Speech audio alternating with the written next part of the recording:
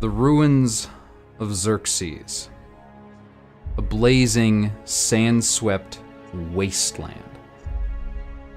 The air itself rises with the heat reflected off the sand, and the strange sun-like symbols on the last upright stone wall shift in the silence of the desert. Cracked pillars surround a basement door. This silence is broken as the trapdoor explodes outward, sending a cloud of dust into the air. Silence again as the cloud settles and clears. Footsteps. Skin plaiting softly on stone. Explodes outward. Two red eyes peer out from the darkness as a pale white foot steps into the blazing sunlight. Hi, everyone. Welcome to Fullmetal Alchemist in Sagas. Thank you very much for lending us your time and your ears today, and maybe, I don't know, maybe your eyes. I don't know if you're actually watching this. This one-shot will be using the finalized version of the Sagas rule set and a one-page supplement written by myself and Jaden King. We're going to do something a little bit different this time around and save our introductions for the end. If you'd like to see who's on screen today and who will be playing, you can find it in the doobly-doo. We're going to do something I won't make anyone wait any longer to hear the rest of our story because we have all been chomping at the bit to play this game. And our story begins in the eastern region of Amestris, just north of Lior. Ooh, there is some double audio, and it is my fault.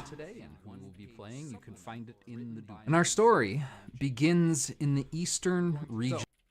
There we go. Fixed it. So, our story begins in... There it is. The eastern region of Amestris, just north of Lior, in a town called Posturim.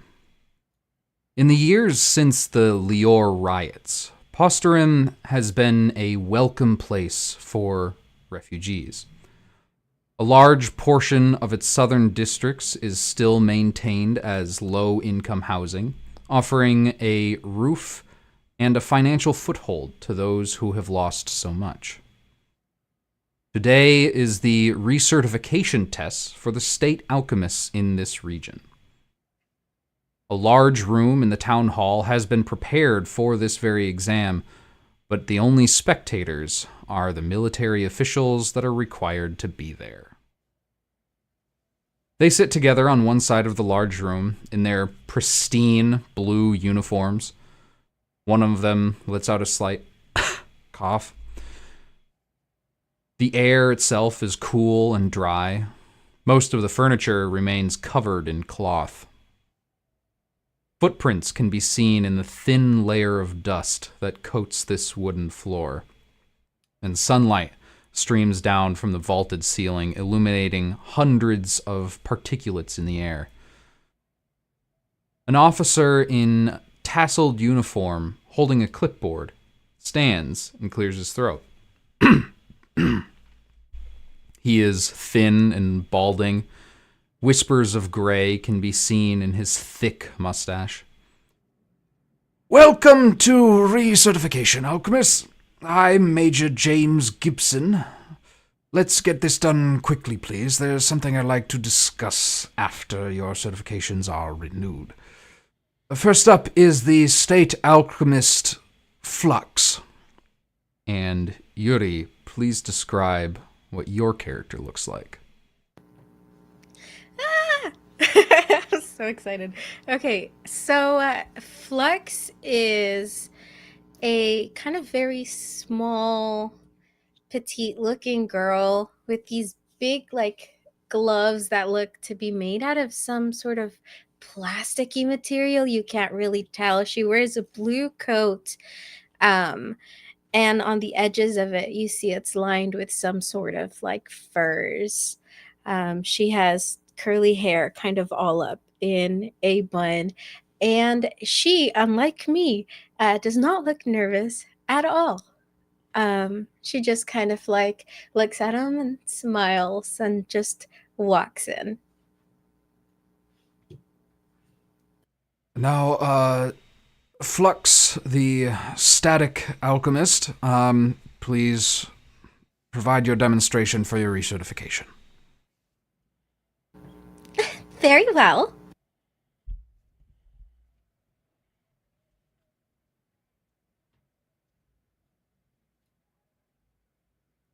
Oh no, we can't hear you anymore. Oh, there? Would you like Sorry. some? Would you like some chalk to draw a transmutation circle? Oh, no, it's okay. I got it. And she's going to turn around. I'm pretty sure like we've been provided like dummies and things like that to like do Yeah. our stuff on. Yeah, there's a couple of like straw figures on wooden stands set up.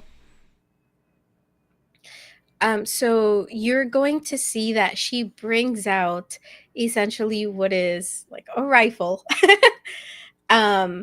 You see she presses something on the edge of her glove, and what looks like a sort of force field shimmers around her as she points her rifle at the dummies and shoots. And you see that the dummy, instead of the bullet going through it, the dummy explodes in a crackle of electricity. And the dummy, what is the name of the ability you're using right now?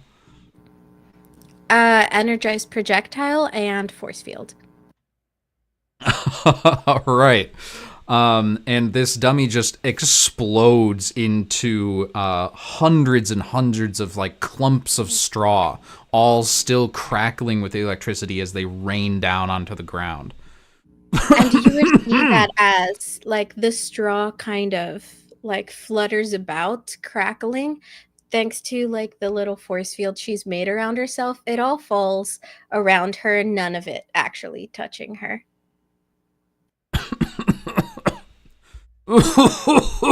There's a bunch of dust that got kicked up from it, and the examiner, Major Gibson, is like trying to. Well done, well done. Thank you. We will score you accordingly. And he glances at another military member sitting in one of the chairs behind him. And yeah, Justin, would you please describe what your character looks like as they take notes as the observer for this certification test? You'll see in standard blue military uniform a gentleman who looks rather athletic build. As he's taking notes, he has, whenever he moves his wrist, he has several bracelets that will jingle around a little bit as he's going. Even as he's typing, even as he's writing down his notes, you'll hear like little trinkets just kind of like jingling as he does. He has short black hair, clean shaven face, dark tan skin, and he'll just look up, take note, nod, and then just go back to to his writing. I'm sure majority of my colleagues would probably be doing the same, but I'm the only one that you can probably hear as I'm taking down my notes. Major Gibson looks back at Flux. Thank you. Thank you very much, ma'am. You may take your seat. Oh, my pleasure. And she turns around and just kind of like out of the thing.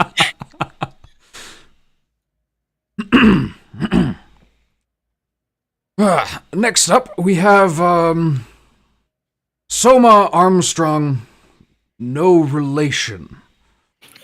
Is Mr. Armstrong here?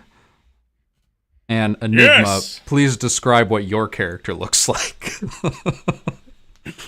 Alright, I want you, if you've seen Fullmetal Alchemist, I want you to picture our dear beloved Louis Armstrong. Just take that, copy paste, but instead of the little puff of hair, fully bald and just big beard. He's like my skin complexion and black hair. And he's just amazing. like weirdly like ripped but dainty looking at the same time. Like he looks like he could trip over himself, but he's still kind of intimidating, which is weird. Like his balance isn't all there. Yes, and thank you for being here. Let us please observe your certification demonstration. Thank you. He gets up and goes, "Ah!" Flexes, his shirt completely rips off into pieces.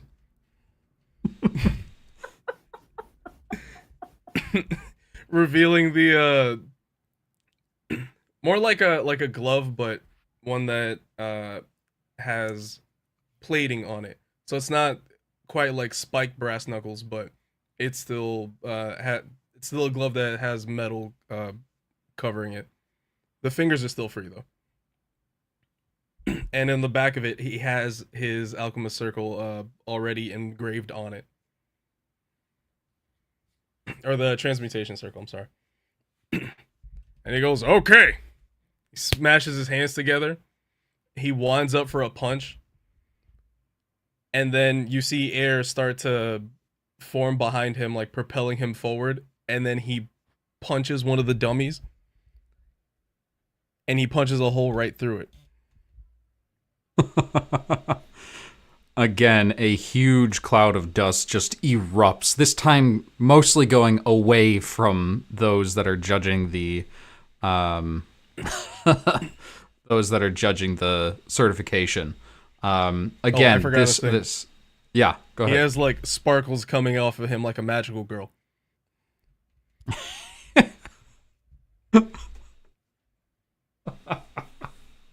Specifically from the gloves, but it's just all him, baby.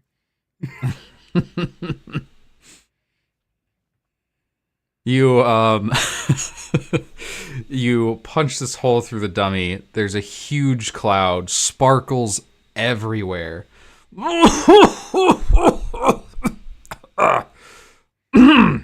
Yes.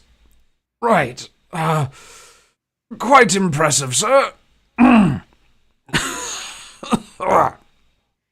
You may take your seat as well. He goes to sit down. Right, and last up on our docket for today is the Prior. Full title, The Zombie Alchemist. Avon, if you would please describe what your character looks like. So the Prior is clearly, at one point, a military man. Or was clearly at one point a military man. Very large in stature. Still pretty well built for being the obvious advanced age that he is. However, he is sort of bent over, sort of hunched, holding the hands behind the back in that sort of old man anime pose, you know. Shuffling forward into the hall, and toting behind him seems to be a large casket that is far bigger than he is. And there's no explanation for that. It's just there. As far as hair goes, very wispy, gray, almost not really even there. Eyes very bloodshot. Sunken cheeks, very large rings under the eyes, liver spots abound, the whole 9 yards. Thank you for being here, Mr. Pryor, or Mr. The Pryor. It's merely an assigned title, my boy. No need to get so formal.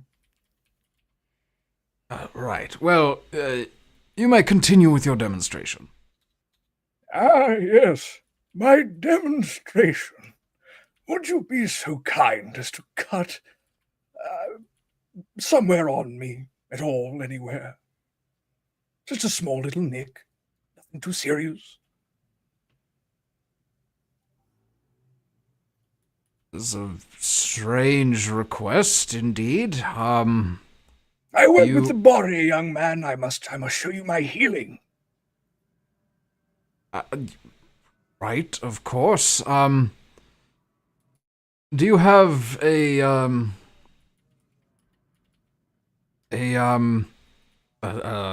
assistant, perhaps? Well, how about this? Anyone have arthritis? Crickets. Anyone have a bruise, a contusion of sorts? You're all military men. Come on. I have a metal arm. That's completely unapplicable. He just keeps nodding.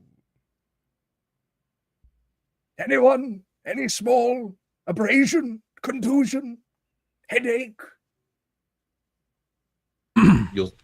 You might see out of the corner of your eye like a small hand raised with like holding up a writing utensil. Says, "Small nick on my left finger. Will that do?" That'll do nicely. Should I go to you or will you come to me? I'm an old man, son. I'll come to you. Thank you. You'll see as my character will make his way all the way down. And as he comes into screen next to you, you'll see he looks to stand about like 5'5". A short, relatively short gentleman as he walks over to you, and he'll be like, "Will this help?" Yes, oh, absolutely. Just give me your hand, dear boy. Yes. Mm-hmm. And I gently grab the hand, and no transmutation circle, no nothing. You just see a brief little flash, and the small cut is gone. Thank you. And then you'll just see as I just walk back and head back up to where I was at. Indeed. Question for you, Justin. Ooh. At this point, would someone doing alchemy without a visible transmutation circle cause any amount of alarm in Major Ramos? More intrigued than anything else. All right. Well, that is all. According to my notes, I don't see why the three of you shouldn't be able to pass with flying colors this year. However, there is one small matter that I would like to discuss with you. Those of you that are here on behalf of the military, you are dismissed. Oh, Major Ramos, please stick around. I think you may want to hear this. All the military members get up and leave, and for a moment, the camera follows them out the door, and waiting just outside this building is the last member of our cast. Panda, if you will please describe what Muffin looks like as they wait just outside the door. The most mysterious figure to be standing out very inconspicuously. They are wearing just head to toe, basically a trench coat with a hood. Everything is covered as much as possible and wearing long, tall boots. But also wearing a face mask. And what you would assume is also a mask that covers their eyes because it's very, very dark under the hood. And they also have very striking yellow eyes.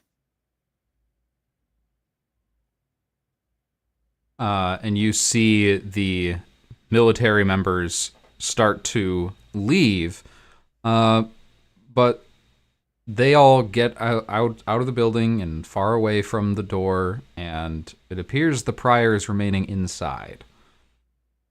What do you do? They're going to take one of their small daggers, flip it up in the air, catch it, and then to catch the door as it starts to shut with that dagger, and try to listen in what's going on inside. We switch back inside as the what was his name? I've already forgotten. Major Gibson. He is gathering you all in a small circle, standing in the center of the room.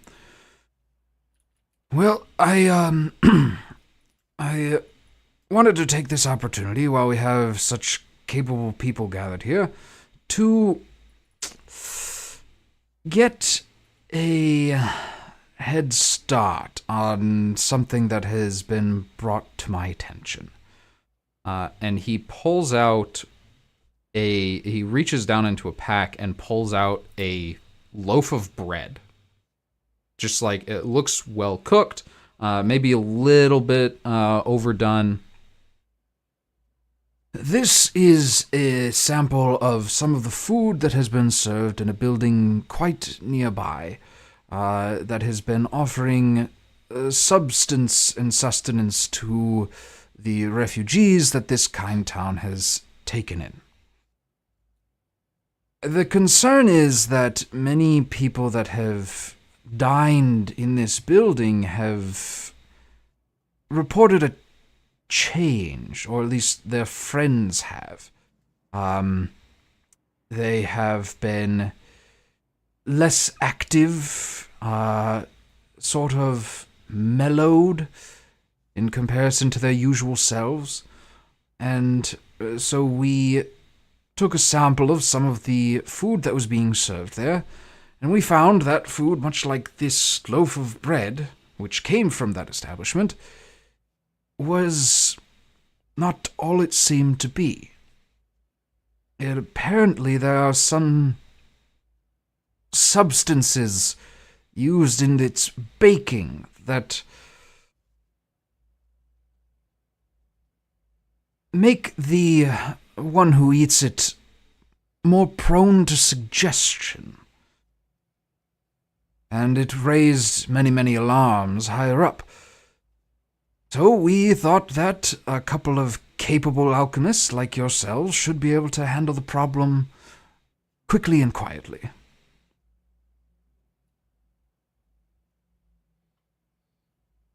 And this is your assignment for the next however long you need to get to the bottom of this issue. Now, I'll remind you that as state alchemists, you all have a duty to the military to uphold.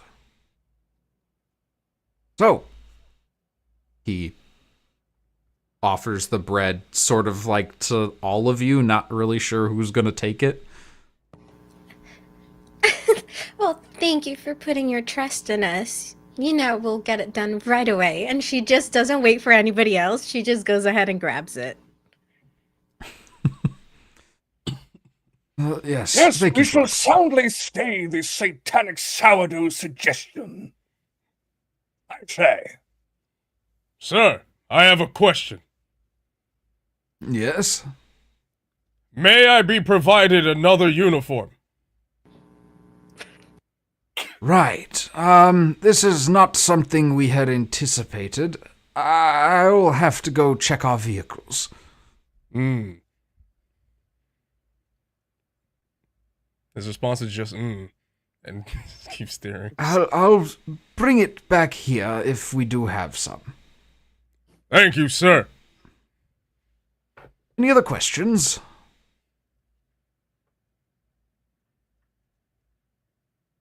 Excellent. Well, I will bid you all good day and good luck.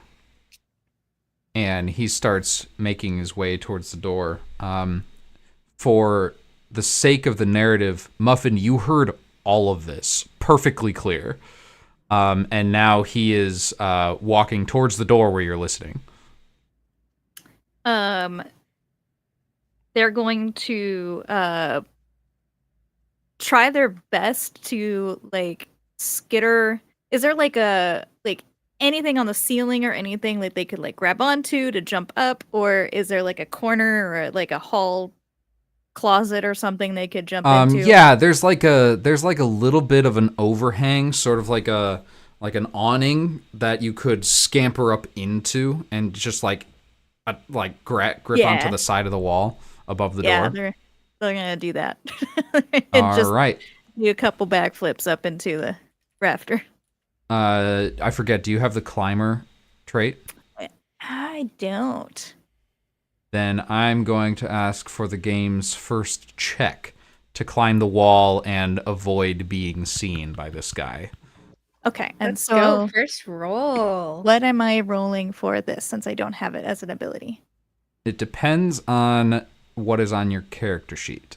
So if normally your character sheet will tell you what size of die you need to roll for this check. If your character sheet doesn't have anything that could apply to the check, the base die is going to be a D10. Okay.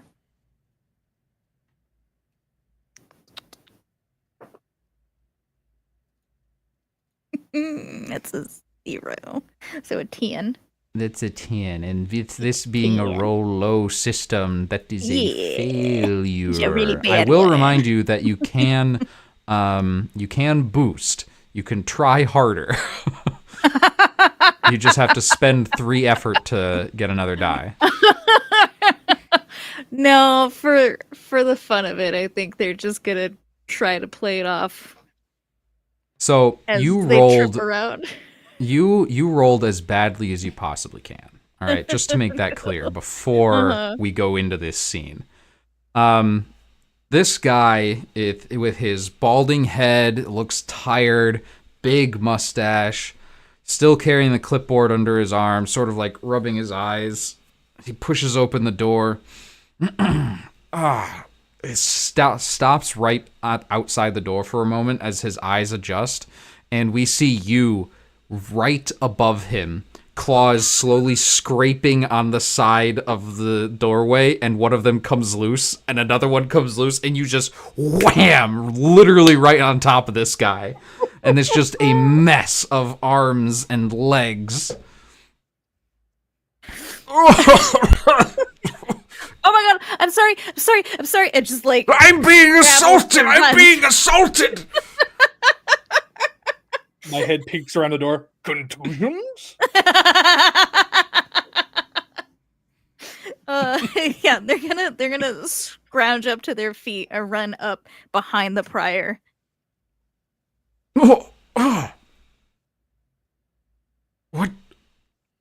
Who was that? Was that you? Pointing at you, Muffin.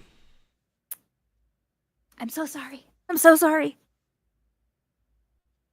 Gibson, you're holding things up. If you don't mind, please go ahead and check what you need to check, so that way we can get on with this mission.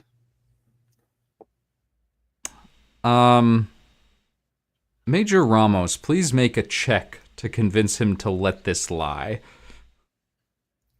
Okay. And remember, those that are also in the scene can spend 2 effort to help and give an extra die for the check. That's an 8 for me. We're rolling heat tonight, gang. Yeah. No one's gonna help? I want to help, but I wanted to just clarify if we could help after we already know the number.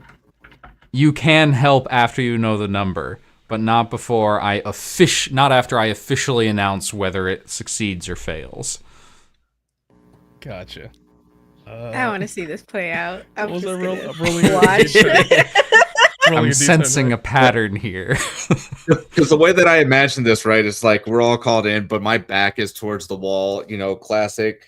My arms are closed. I'm looking down. Leaning up against the wall, and then as Gibson's just coughing up a storm, and the whole scene kind of play out. I'm just like, you can tell there's a sense of irritation with all the coughing and whatnot. It's just like, just do it so we can go. It's a D10, right? Well, are you offering help? I am offering help. Okay. So what happens is you spend 2 effort. Major Ramos gets an extra die on the check, and I ask you, Soma, what does your assistance look like? Like, how are you actually helping here? Soma walks up, salutes, slightly off center, says, Sir, I believe Major Ramos is right. Not only am I cold, but we also should probably have a sense of urgency here. All right, Major, you get your second die. That's a 3 for me. That seems to do it for this guy. That is a success. Right, well, I guess I can't be bothered too much. Well, to work, and I'll see if I can find you an extra uniform in size 6XL. Thank you, sir. Oh, did you say size 6XL? One moment. Open the coffin. There's a giant body in there. Reach into a side pocket, pull out a spare uniform, close the coffin. Here you are, dear boy. Thank you. It's Size exactly just my right. size. Just to clarify, this uniform smells awful. It is rancid. oh, okay, then let me run that line back then. Thank you. It's exactly my size. Let me run back that line too. Hand over nose, just like gonna need to ask questions about that later. Right, I took yes. all 5 bad senses, by the way. Right. Major Ramos, I'll let you deal with that as you see fit. I'm going to head back to base. Thank you all for your time, and again, good luck. And he, at this point, just scurries away into the distance, leaving the 5 of you there on the doorstep to this pretty much abandoned building. You look out, the sun is nearly at its zenith. It's just before noon at this point.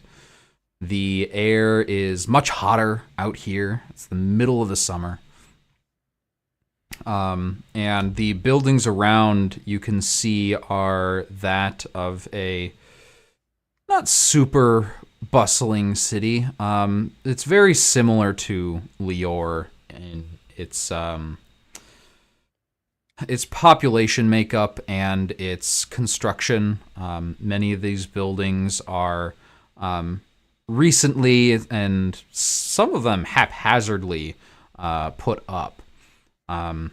But they all look to be residential, at least in this area. There are a couple groups of people walking back and forth along the road. A horse and cart or two pulling what looks like construction supplies. And at this point, the day is yours, and Flux carries a loaf of bread. Yes. Hi, Major Ramos. I'm going to assume you're going to be taking point on this investigation. So how do you suggest we start? Actually going to be observing to see how you all work together as a team. So this is y'all's opportunity to lead and make sure we're able to conduct Okay, it. I got you. No problem. All right, guys. I'm going to be taking point on this investigation. And I suggest we start with maybe going to the place where this bread came from. What do you guys think? It's a great idea, right? As soon as you say that, you hear like my notebook click as I stuff that back into my pocket. Muffin's gonna like get closer to you and the bread and like kind of just lean over to the bread and just it smells funny. Make a check and see what you can determine by smelling the bread.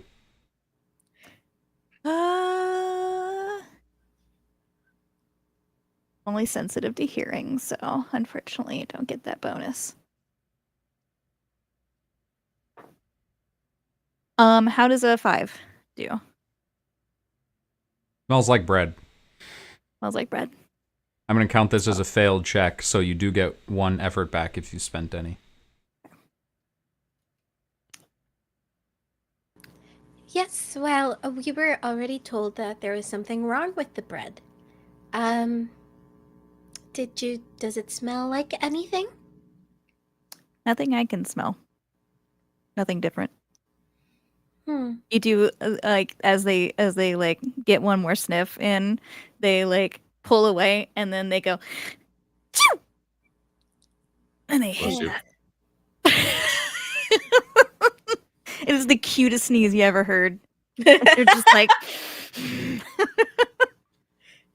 Soma standing there is still, but you see more sparkle start to come off of him. All right. So opinions before I start walking that way. Probably a bakery. Should try a bakery.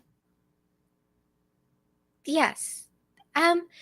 Major, do you know where this bread was made? Dennis, knowing given everything, the exact location, I would probably know that, correct? You would know where the like bread was taken from. You don't for sure know where it was made. Gotcha. Okay. Then when you say that, I'll say I will just pull out my notebook, begin jotting down some notes while also looking at you, and say, unfortunately, we do not have like the pinpoint location. So that is part of this investigation, is to figure out where it's coming from. All we know is where it was found, but obviously where it's found is likely not where it was produced. So, alchemists, see if you can find it. Oh, right, a mystery. I love it. Okay, so we can go to where they took it from and go from there. So, Major, if you would lead.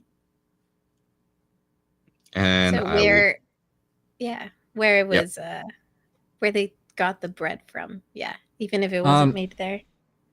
So you start walking through this city over towards the less affluent side of town where a lot of the refugees are living, the refugees from Lior. And it's essentially a soup kitchen.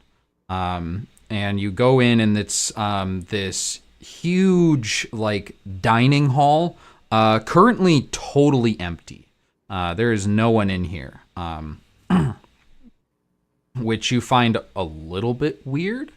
There was no real signage on the front door, and it appears to be like like most of the buildings around here, simple wooden, lots and lots of tables with what looks like dirty dishes just kind of left out.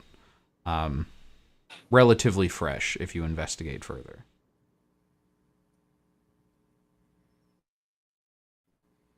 Yeah, I think once we get there, she'll probably just look around at the others and be like, okay, so, we all have our different strengths, And she looks like at the zombie guy and like, okay. So we should, go around and investigate and I guess let each other know if we find anything. And Soma she'll just kind of flexes. start. He flexes and goes, right! And then the shirt rips again, and he goes, there goes another shirt. You'll hear the of my pen. If this were an anime, the camera is pointed at Soma like this. He has the nervous drip, and the mage's behind him. Click. Amazing. But yeah, she starts meandering around and just kind of trying to see what she sees, doing some investigating. All right. Muffin will also be meandering. I would probably. I'd probably find myself next to Muffin. I'd probably find myself next to Muffin and then ask the question of just like, I don't recall seeing you at the recertification. Would you mind please letting me know what your name is? Muffin.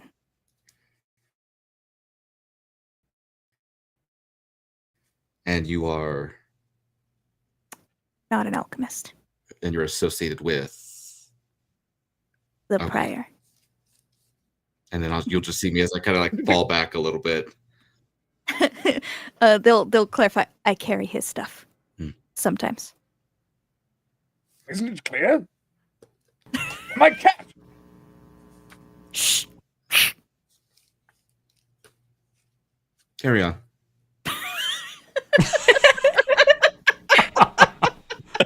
I need a Prior and Muffin spin-off of just like these crazy characters romping around.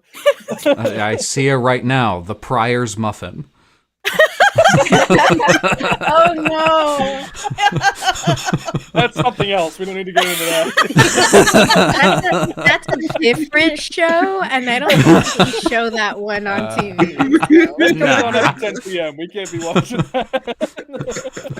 That's the There's cut children. behind the Patreon. Think about the children behind the Patreon. I'm gonna pay for that.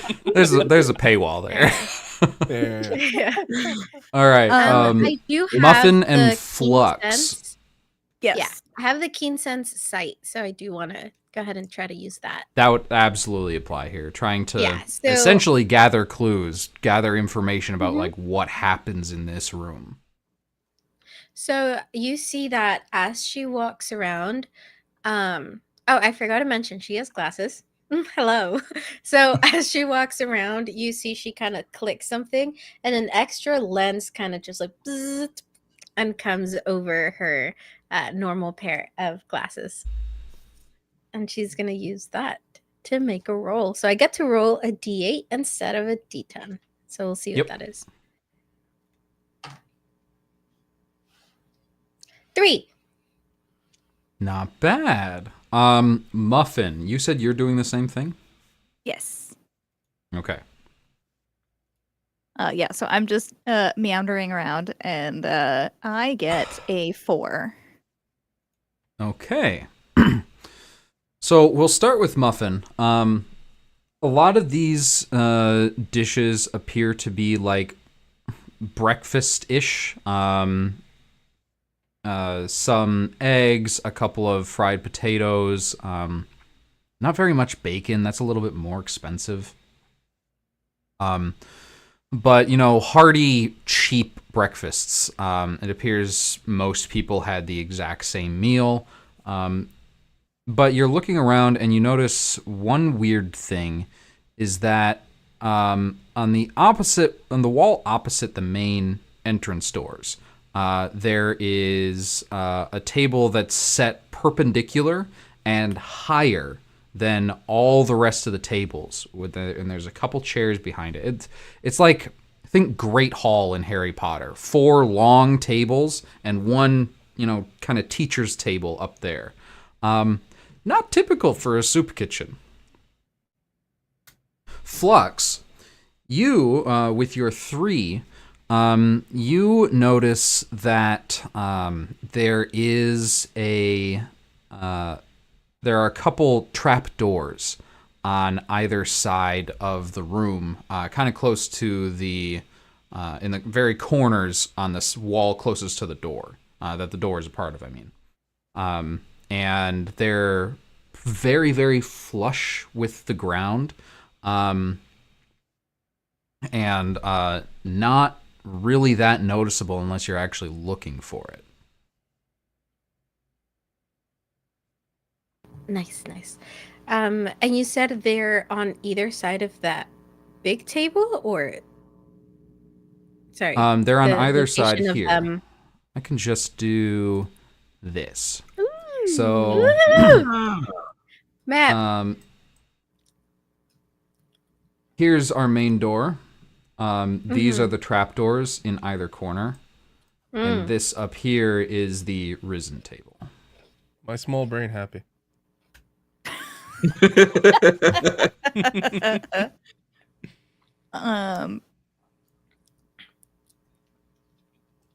Is there any bread still left in the room, or does it look like the only things like left? There's a couple of crusts left on these plates. You said there was bacon and stuff still left on the plate? No, there's no bacon. That's too expensive. Yeah. Muffin's gonna grab a couple of pieces of the crust and just pocket it. Pocket crust. Pocket. Someone's gonna sniff God, the no. cups.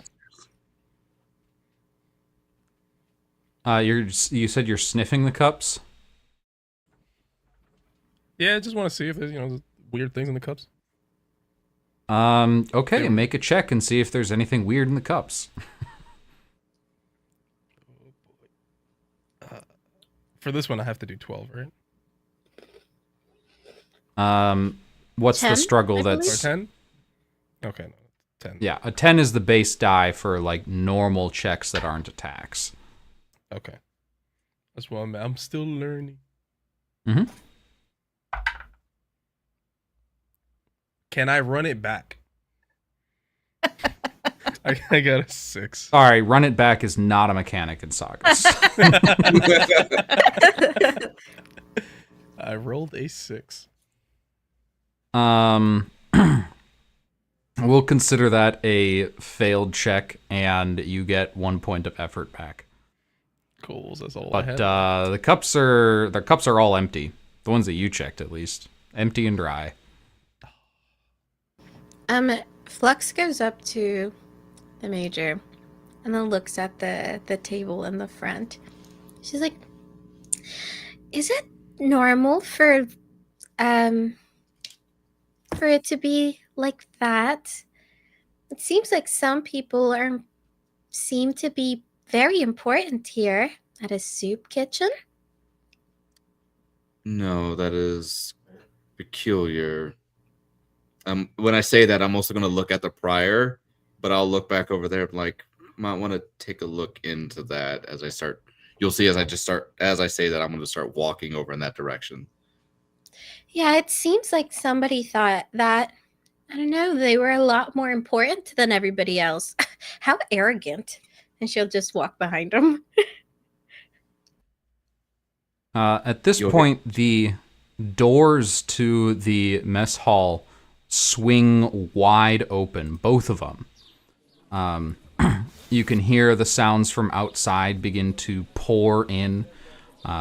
You can see a couple of figures meander into this room as well.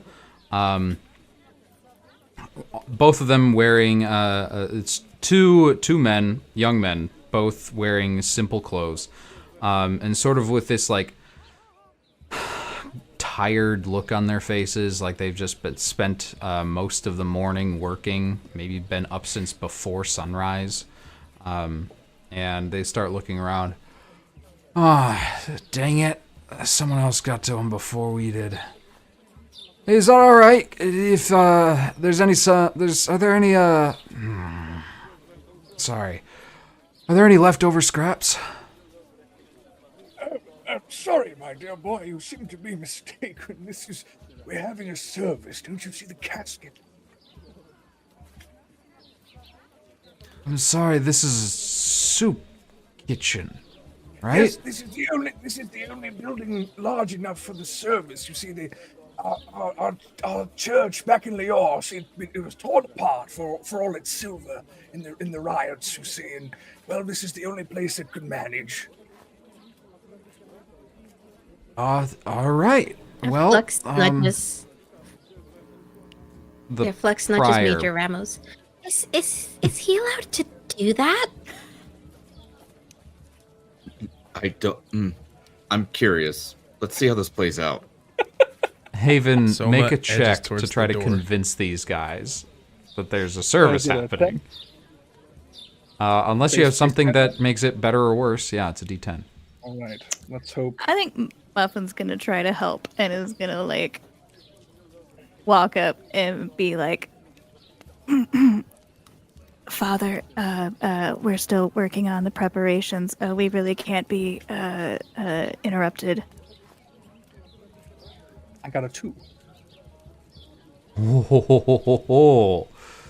With a 2, these guys are both. Oh, right. Very sorry. Very sorry. We'll come back later for the service. Is there going to be food at the service? I'm afraid there's not enough to spare, dear boys. You know it well. Look at me in my emaciated state. Even the old go hungry. I'm very sorry, Father. Thank you for your time. Of course, blessings be upon you both. Thank you for your patience. Thank you. And they both leave, closing the door behind them. I turn around and wink. Muffin's Flux gonna is a give little you star. Ting!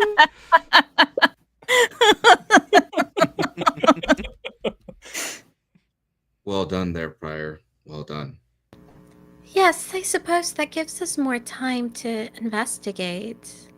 Rather, I guess that works. And she'll continue like inspecting the table at the top. Mm-hmm. I'll be assisting Flux with that. All right. The two of you, please roll some checks to inspect the head table.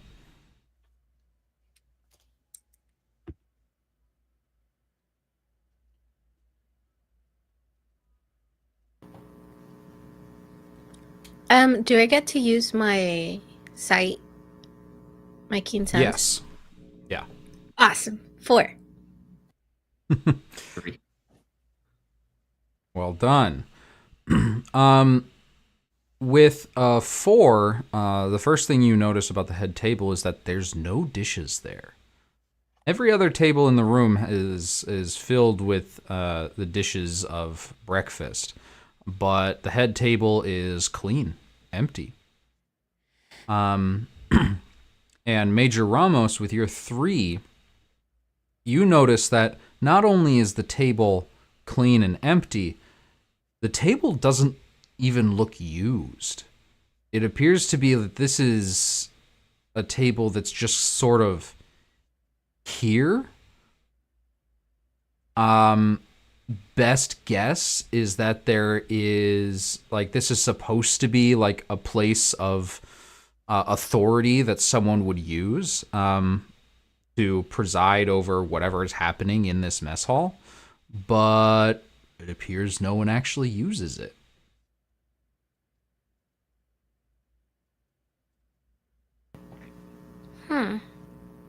So whoever is in charge was not actually eating the food, but maybe watching the others and make sure everybody else ate the food. That would make sense. Possibly. That would make sense. Also, another question, Major. Do you know where those lead? And then she just points over at the trapdoors. Assuming because he's a major, he would know about them. I would look at you, look back up there, it's like, I don't, but there is one way to find out.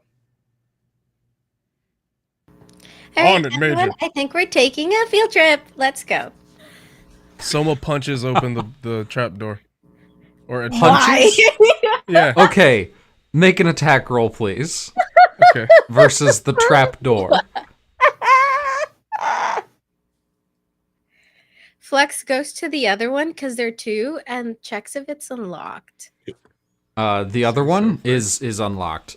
Like, you can just grab the handle and pull it open. So as Soma punches one of the trap doors, Flux is at the other one and she just lifts it up.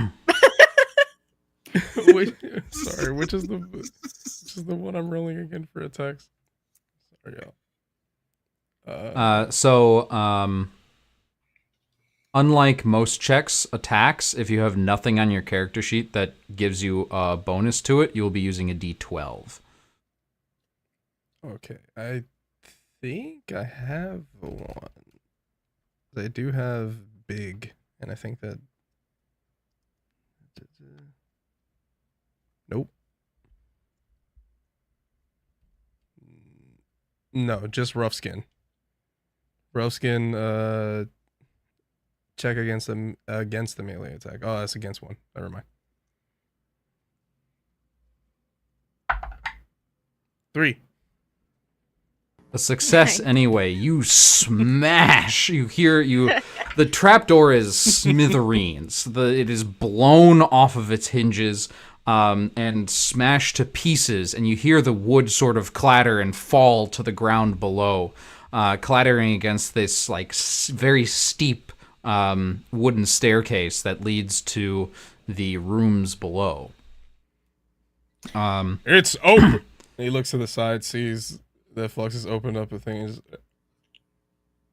Also, the moment that I think Muffin was probably very close by to where that where Soma just broke the door, and Muffin reacts and like just freaks out in the most cat-like way ever, jumping onto the wall, claws out, and it's just like the hood is finally pulled back and you can see the little dainty cat ears poking out of their head, and they're just like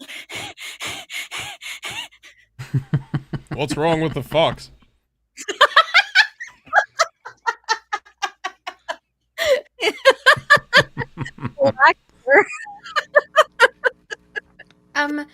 Does it look like both trapdoors go down to the same place, or would they go down to... Does it look like they go down to different rooms? It looks like they both go down to the same room, supported by a lot of pillars, but it's pretty dark down there, since it's a basement, no light. You're going to need a light source if you want to investigate further. Does anyone have like a lantern? I'm muscles. Fire. Yes, sweetie, sparkles. you are. You're just muscles. Mm. And she looks around the room. Is there anything in the room they can use? Like a lantern. Make a check, see what you can find. All right. I'm gonna assume this is another sight check. Yes, you're really getting the bang for your buck for that talent, that trait. I was this close to not taking it too, so there you go. 2. A 2. You find something even better. You're looking around this room. You're not really seeing any lanterns or torches or anything, but you look down below, and you can see a lever attached to the wall in the room beneath. Beautiful. Hey, Muscles. Yes. Do you mind pulling that lever for me real quick? With pleasure. He punched... No. Pulls it off the wall.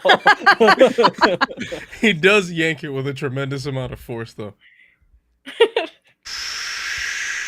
Okay. I'm going to have you make a check to not break this light switch. He was excited. God, We rolled on him. I have cat hair. No. Muffin's like, sorry. Game accurate cat hair. We're immersed in here right now, gang. We're immersed. 4D experience. Okay.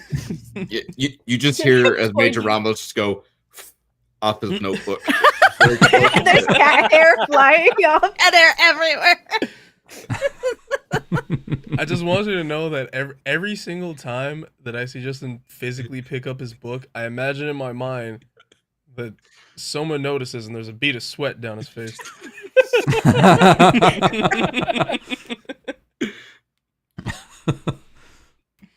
Did you roll?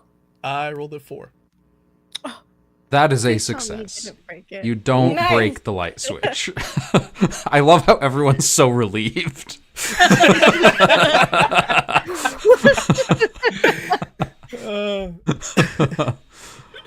So you're the only one downstairs at this point. You've gone down the ladder and you hear a generator turn on. And there's like industrial lighting, early industrial lighting lining this whole room, and looks like it's just as big as the room above. There are many pillars here, pretty closely spaced to support the floor above it. And there appear to be a lot of it looks like a kitchen. A lot of metal countertops, sinks, stoves, workstations.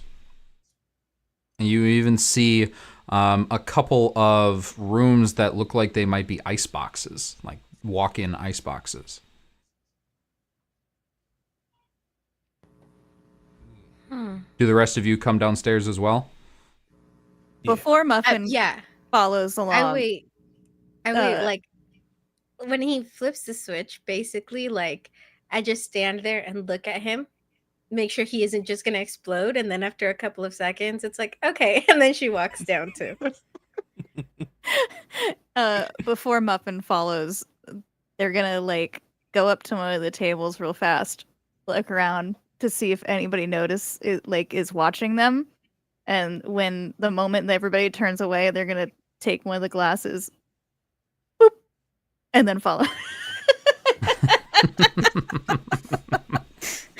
Did you just knock it off the table? Yeah. Okay. Just a cup. Just. There's a clatter on the ground. And it rolls along the wood. I roll my eyes. Bad fox. Dear boy, between you and the major, do you think you could lift my casket? I can't carry it down the stairs. Lifts the cat. Starts to walk down the stairs. No. I would as you like lift up the casket, I'm just gonna like step right into frame right there and be like, so Soma, question for you, because I didn't get this earlier. Yes, sir. You are known as what, alchemist? I am the strong wind alchemist. Strong is very noticeable, Mr. Armstrong. Thank you, sir. I work hard. You'll see me as I'm like writing it down. Like, thank you. There are away. 6 beads of sweat on his face. Just the more he talks to Ramos, the more nervous he gets.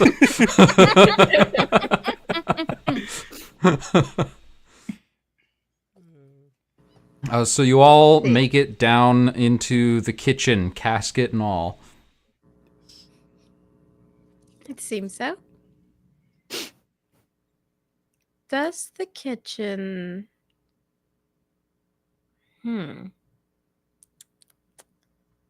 Actually, I'm going to use my keen sense once again and look around. All Yeah, I right. didn't take any good Take a stuff look for- around. Is there anything specific you're looking for? Yes, the food, like the preparation areas. So usually if it's a kitchen, the cabinets and stuff would have like the spices or the sacks of flour or like what is used to make the food. So she'd rummage through all of that and see if she can find anything that shouldn't be there. Okay. Looking for things out of place in the pantries. 6.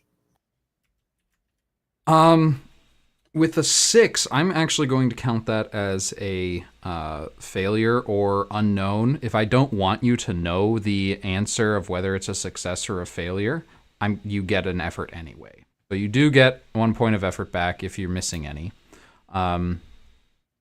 But you aren't able to find anything really out of place. It's kind of what you expected to be in here. There's flour, other, simple, cheap, dry goods. It looks like a kind of low stock, but nothing really that shouldn't be there.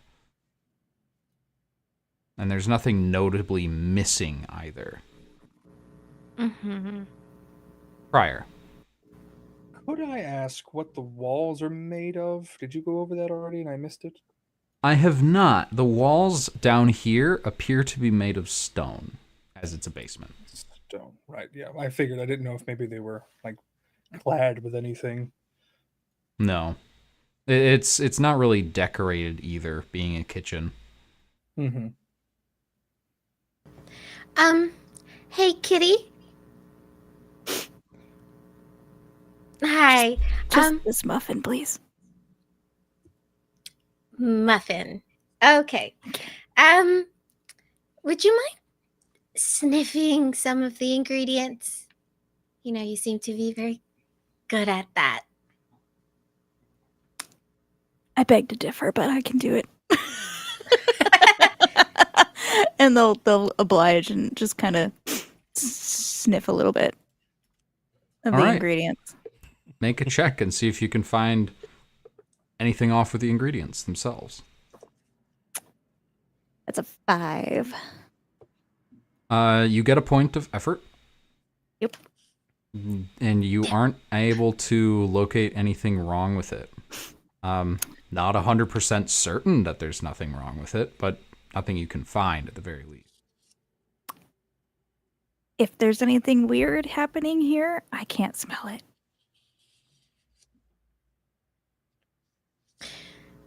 Let's see. Has anybody else found anything else down here? The ingredients seem to be okay. Muffin is also going to get on all fours and try to search around anything that's lower compared to everybody else. Is it safe to put that on the coffin? You've been holding it this whole time. It's starting to shake. Oh, sorry, dear boy. Yes, please just sit it down right here for me. Thank you. Thank you so much. No problem. see I'm it. here to help. Please sit down. I think you'll see at this point, I'll pull out a little knife, and you said that there were bags of flour, correct?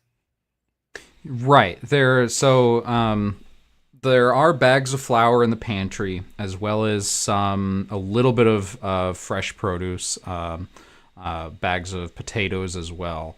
Around the outside, a wall, there is stone, but in one corner there appears to be a wooden room that has a locked and sealed door on it. That is what appears to be the icebox. A common occurrence in kitchens. Mm-hmm. I think I'll walk over to the icebox and just kind of play with my blade a little bit. And then once I get there, I will kind of lift it up. And you said it's locked, correct? Yeah, there appears to be a padlock on it. Mm-hmm. I'll go like this and say, Soma, Sir, can you break?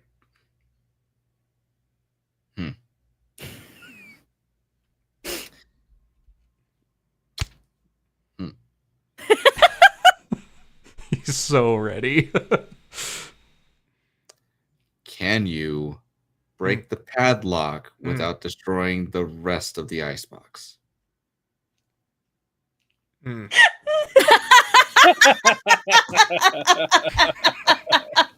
Visibly Suddenly reconsidering. less excited, clearly.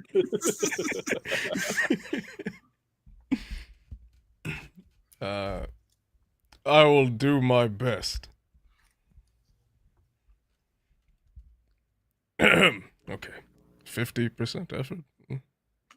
So as you go over to the icebox, ready to smash just the padlock, and as you raise your fist to do so, all of you hear a voice from behind you.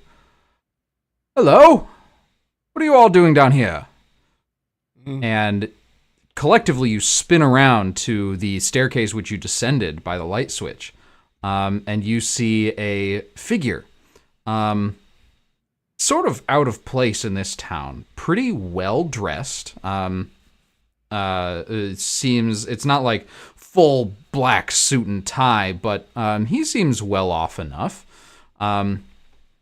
He has a thin sort of pencil mustache. His hair is cut pretty short, clean shaven. And he is wearing white gloves on each hand. Hello? What are you doing down here? The food is upstairs. Muffin instinctually puts their head back up as soon as they hear a different voice in the room. Soma is battle ready. Upstairs. Yeah, she's like, we're not here for the soup kitchen. Like, clearly offended that he would think that of her. You'll see. Oh, It's well like, then- I'll put my hands behind my back and walk up forwards like Major Ramos, state military. We're here on official business. Might we ask who you are? Why, yes, I'm the one who put together this entire soup kitchen. My name is Victor. I am from Drachma, and I made my fortune in Shing before coming over here to do good for the people of Amestris. The one that put this all together, you say? Would you mind answering a couple questions for us? Why, of course. Might I recommend we retire upstairs where it's a bit more comfortable? Soma walks over to Ramos and should I restrain him, sir? Like whispers in his ear, not like out loud to everybody. Like, I'll turn over and say, be ready. And then I'll like lean back over. It's like, look, 10% effort.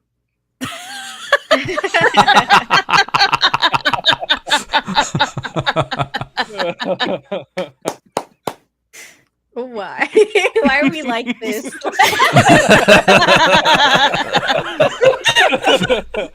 I can't wait till one of us turns to Soma and goes, maximum effort.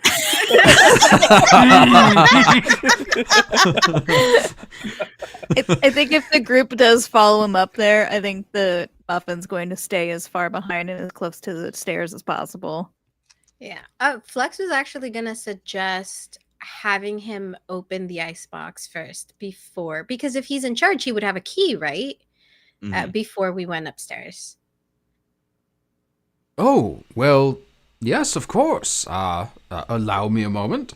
And he rummages, pulls out a small ring of keys, and undoes the padlock on it, and opens the door. And there's this waft of freezing cold air that envelops mostly your legs and feet.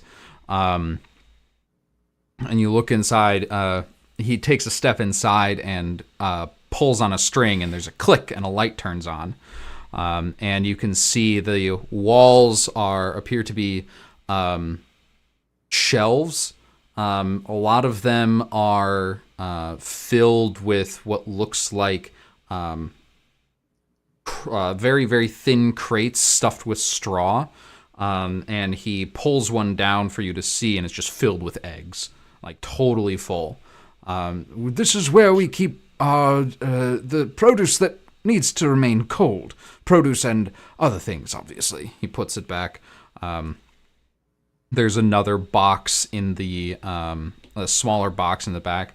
And for the things that need to actually remain frozen, he grabs a metal handle and pulls this one open, and you can see inside. This is another very large box, but it's more of a chest than a room. And you can see it's just filled with ice, totally full of ice. and we need to keep it cold somehow. So, Closes it and latches it again. is that satisfactory?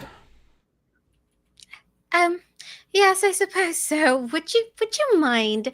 And she's going to use her keen sense again inside of this ice box. So I'm rolling my D8. I think I'd turn into a rap. That's a 2. There are other things in here that he didn't point out. He doesn't appear to be hiding any of them, though. Do you actually like go and rummage, or are you just sort of like standing here and looking around?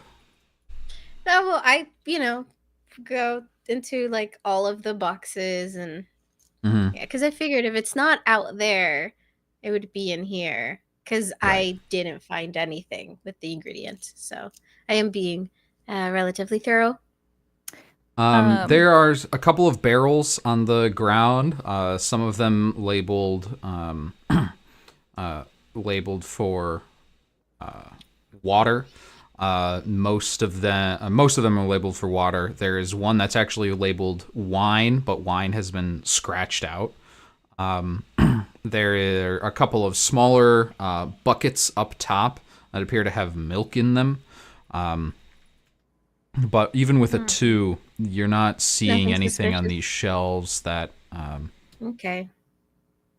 seems out of the ordinary for a kitchen. Quick question. This was just one of the trapdoors. Both of them led down to this Both of them same led. kitchen. Okay, great. Yeah. One of them's broken. While they're in while everybody else is in the box, I think Muffin's going to try to kind of fuck with the lock without him noticing to like make it to where it doesn't really lock anymore. Okay. Make a check to see if you can do this successfully and without him noticing. I want to use sneak, which is checks you make to move unnoticed may use a D8. Okay. Absolutely applies, yeah. You're moving and you're trying not to be noticed. I gotta make sure there's a D8. Yeah, okay. One of these days I'll remember what all the sizes are. So that is a 2.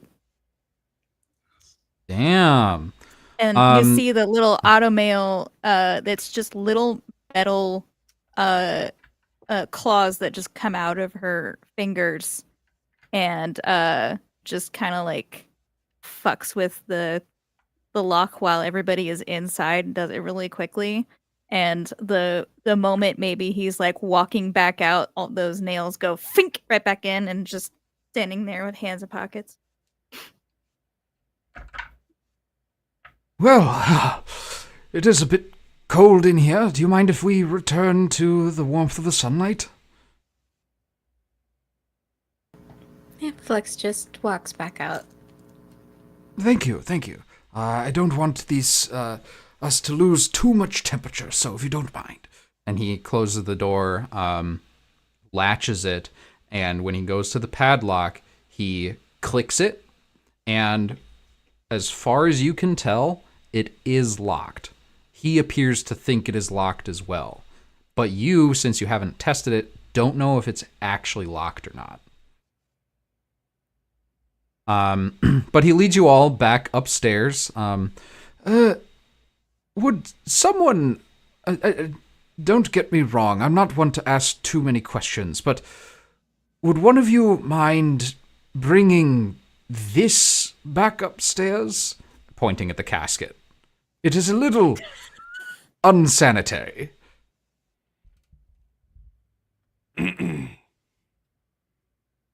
Okay. Yeah, Flux just looks at Muscles. Like, I imagine everyone's head just turns to the one person who can actually lift this thing. The bead of sweat is back. Do you require assistance, Mr. Armstrong, or can you handle this yourself? No, it's fine. I can lift it. Are But you I sure? will put it back down immediately after we get to the second floor. Okay. Up we go. Yep, up you go.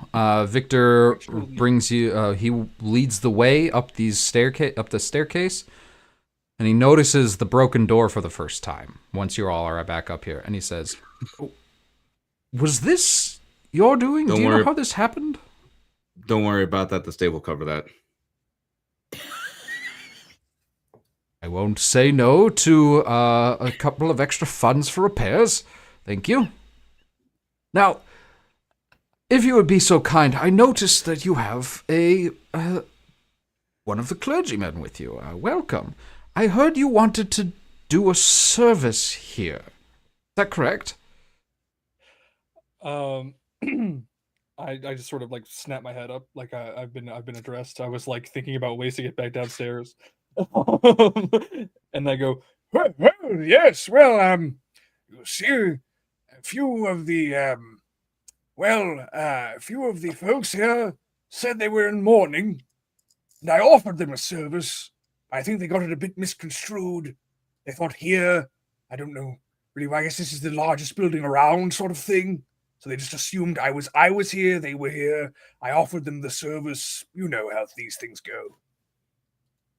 So, and he crosses his fingers still in his white gloves. I'm confused. Is there going to be a service? Is that something you had planned?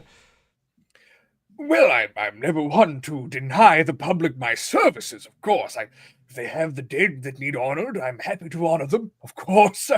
Of course, as well, I wouldn't assume to impose upon this fine establishment, my dear boy, but you know how the folk are talking. I'd be happy to set them straight and find it a more suitable location. Well, I don't really have a problem with you having your service here, but I would appreciate more notice in the future. Oh, yes, of course. Like I said, no imposition meant, good sir. I simply saw them here and they were in need, and I offered, and I never said here. That never left my mouth. In that case, I welcome your services. Of course, you can have it here. There's no reason why not to. If you don't mind, though, I do have some cleanup that I need to do before the lunch rush arrives. And he unfolds his hands, and I'm going to give this to Flux. But you notice with your keen eyes that there appears to be something like black on his skin just underneath the glove, like on the underside of his wrist right here. And you just get the briefest glimpse of it as he begins to like take dishes into his arms. You said black? Mm-hmm. Does it look like it's something, for example, like soot or ash, like something on top of his skin? Or does it look like his skin starts turning black itself from there? You only roll. got the barest of glimpses. I'm going to say no roll for this one. Okay. There's no way you'd be able to tell unless you're like trying to trick him in some way to showing it to you again. Mm-hmm. I see. Okay. Muffin's going to scurry up to Pryor and just whisper in his ear, "Ask what's for lunch." What's for lunch? Oh, Well, if you must know, we are going to be serving some baked potatoes later. Marvelous. Indeed, I certainly thought so. Could I trouble you, good man? I know we've been, quite a rowdy bunch already, but us more genteel folk here, we have a bit more knowledge of the proper procedures and the like. I wondered, I have here, my holy symbol and my rights to offer your wayward here. I wondered if perhaps I could offer a few benedictions in exchange for just a small chunk of ice, just a small one. You see, my knee plays up terribly, and icing it really helps. Oh, I don't see why not. I can run downstairs to the icebox and grab you a chunk. Oh, well, you're quite busy. I'm fine to go down and grab it myself, if that's all right. I wouldn't want to get away with cleaning on top of the imposition, of course. Make sure you turn the lights off when you come back up. Oh, of course. I'll give it my best go. If I can't quite flip the switch, I'll have to ask my compatriot here to come down. Do the rest of you mind terribly helping me with some cleanup? You see Flux looks like she's about to say ew, no, but then she thinks about the hand, and then she's like, do it for the mission, do it for the mission, do it for the mission. In her head, she's like, sure, we can definitely help. Right, thank you. Oh, Prior, you're going to need these. And he gives you the keys. Oh, it's my mind. Thank you so much. I would have had to come back up and go back down with the knee and everything else. Yes. Please make your way downstairs. Muffin's just gonna grab Prior's arm and just kind of guide him down. Thank you, dear. Thank you. So Muffin and Prior are both going into the kitchen? Mm-hmm. Okay. Yeah. And while Prior is talking to him, while he's addressing Prior, Flux goes over to Major Ramos and just kind of whispers as well, like, there's something wrong with his hand, and he's hiding it. How do you plan on figuring this out? What is your strategy? I'll figure something out. I would suggest maybe potentially if there's one of these glasses that happens to be full of a liquid or some sort, maybe it accidentally gets on his hands. That might be an excuse to take off the glove. Well, I'm not naturally clumsy, but I guess I can pretend. We are a weaselly bunch, eh, gang?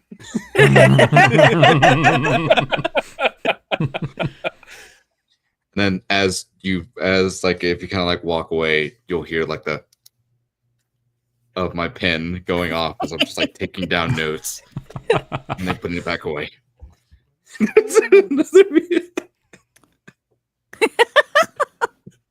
So Flux, how are you approaching Dennis. this? Go ahead.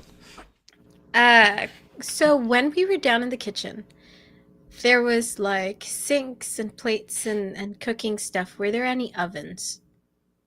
Yeah, there were several. Most of them, almost all, actually all of them were built along the stone wall. So would it have been safe for her to assume that that's where they would have made like the stuff that they serve upstairs, right? Like the bread and everything. It's a fair assumption, yeah. Yeah. The ovens weren't that clean. They appear used. So it's not like they were just there for show. Okay. So yeah, she's gonna go and she would have asked him like, hi, I don't mean to bother you, but would you have something to drink? I am terribly thirsty. Oh, My water is fine. Yes, of course. Here, there appears to be a barrel still available. Let me grab you a cup. And he goes and grabs a cup, fills it with water, and offers to hand it to you. Yeah, so I'm already thinking like, oh, if you're gonna make me roll something for this, but she's going to go to like grab it, and like it's gonna intentionally kind of, when she grabs it, slip in a way that like it falls on him as well. On his So hands hopefully specifically, right? yeah, so it would get like the arm that was that had the where I saw that, I would kind of just like, whoop, oh no, it fell that way. Kind of like Okay. aim it at the hand, just so like his forearm and hand are splashed and covered in water. You know what I'm going to ask. All right. This would be, I don't have anything for it. Fuck, so it's going to be a D10. Let's go. And remember, you can boost, spend 3 effort, and get 2 dice. Do I want to do that? Can I roll and then decide to boost for a different number, Yes. or do I have to decide? You have to so I will decide do that before then. I tell you whether it succeeds or fails, though. Okay. Cool.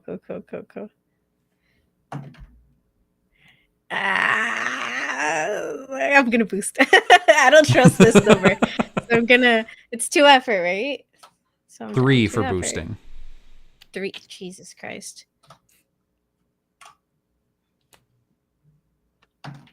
Oh, 2. Totally worth it. All right. As he moves to, you move to take the cup from him, planning out exactly how this is going to happen, almost in slow motion. We cut to the kitchen itself. And the 2 of you, Pryor and Muffin, are here at the icebox. And Muffin, you go over to the lock and you just poke it once and it just falls open. Yes. Yeah, and they'll open the door and start to look in like corners of the icebox and look at the floor specifically. Maybe even under shelves, trying to find places that they weren't showing us. Right. And Pryor, are you doing the same, or have anywhere specific you'd like to look? You know, I think, yeah, I'll just do the same. I'll open that the chest of ice and like grab a small chunk because I said I would, so I need to come back with it. Mhm. And then I'll look around in there and see if there's any like, you know, false bottoms or hidden things, like little artifacts might be hidden in there or whatever. Right. Okay. Both of you make checks, please. This is a D12 Ooh, for me. Saucy. Yay. sauce. 6 on my end. The 2 on my end.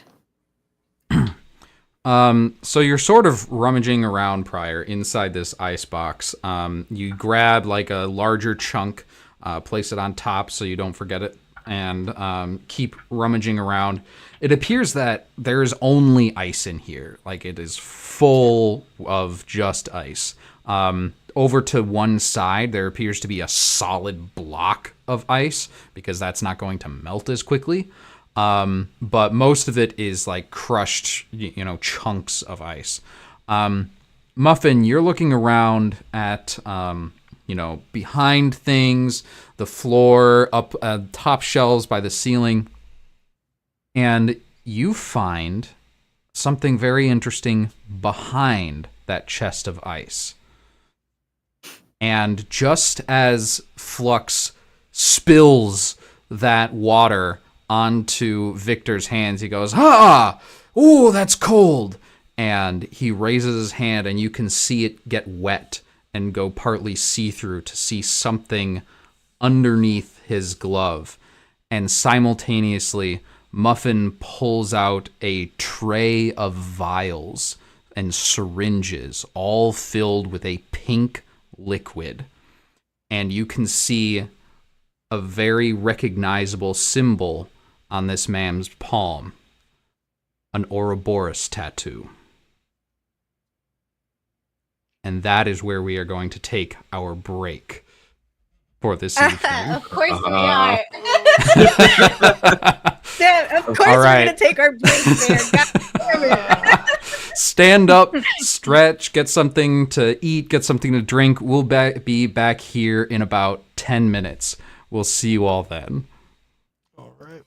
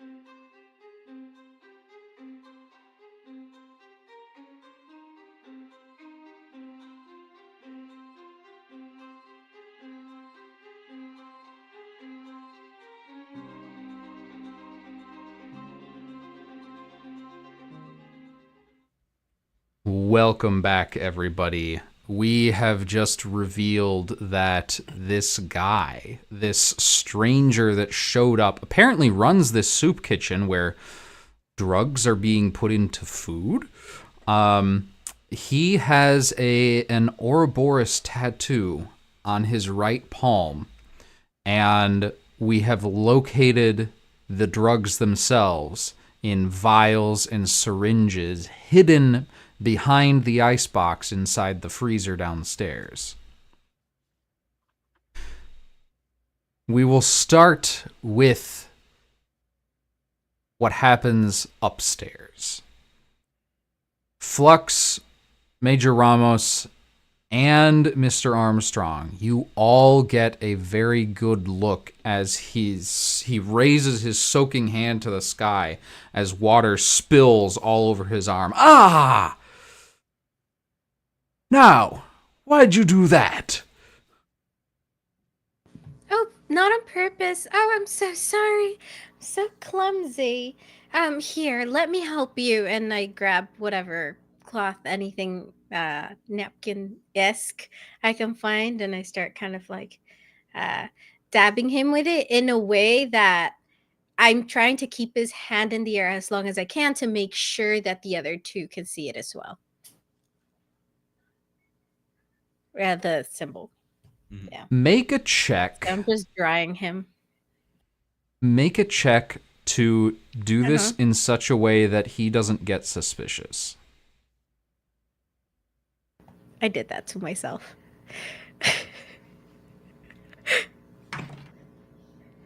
That is a 5. You gain 1 effort. Fuck.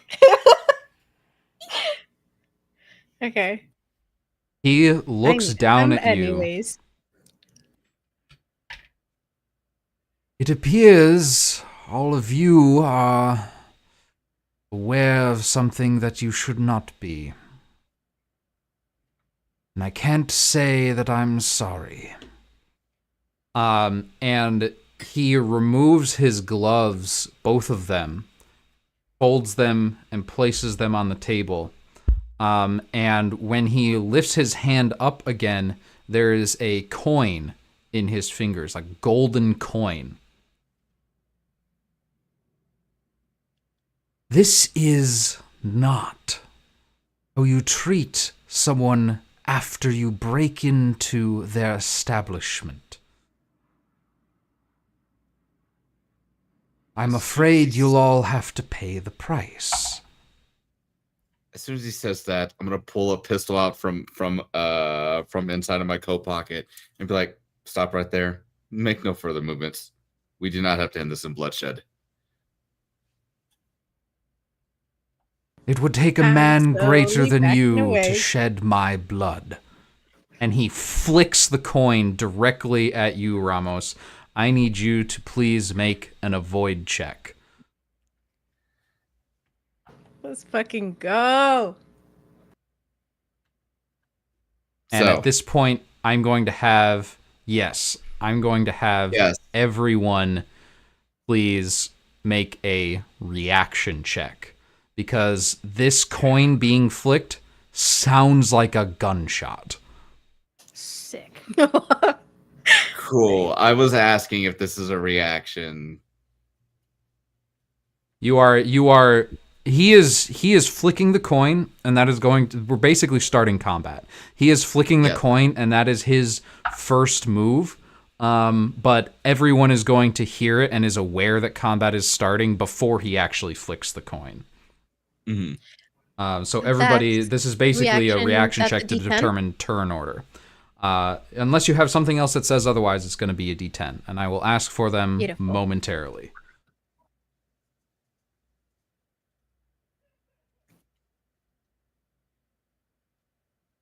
All right. Did anybody get a 10? Ooh. Ouch. In the basement. Makes good sense. I'm deaf in the basement. Okay, 9, 8, 7, 6, 5, 4. That's me. All right, Major Ramos. The countdown is so intense. Ah! 3. That's 2 3s. Flux and Soma will be going together. Basically, each round, you're going to choose which of you goes first.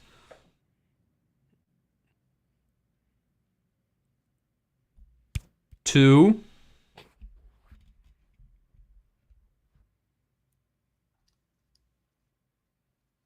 And that is everybody. Nobody with a 1. I wish. No, but that would have been really cool. Got my first roll. Still, I'm in the basement and I rolled a 2, so You are a cat. it's true. You, Muffin, are aware of what's happening a split second before anyone else is. And it is your opportunity to go first. Okay. In Sagas, each of your turns, you have a move and an action. We can remember what you can do with your action by remembering A, B, C, D, E. A is attack, B is brace, C is make a check, D is dash, which is exactly what it is in D&D, and E is encourage. You can give your effort to someone else. So, what would you like to do with your turn? How close can I get to them without dashing from where I'm at? Well,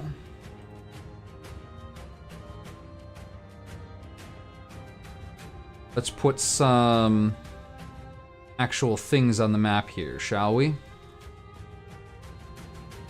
I gotta pick some things for y'all, where the prior is going to be this skull. He is going to be this bag of money up here, because he just summoned a coin. We'll have... What else? We've got Muffin, who will be this dagger.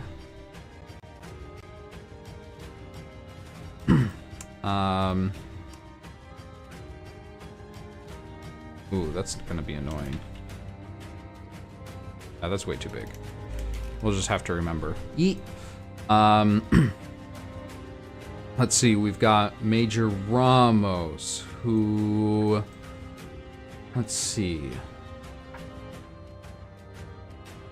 We'll make Major Ramos this eyeball because he's observing everything.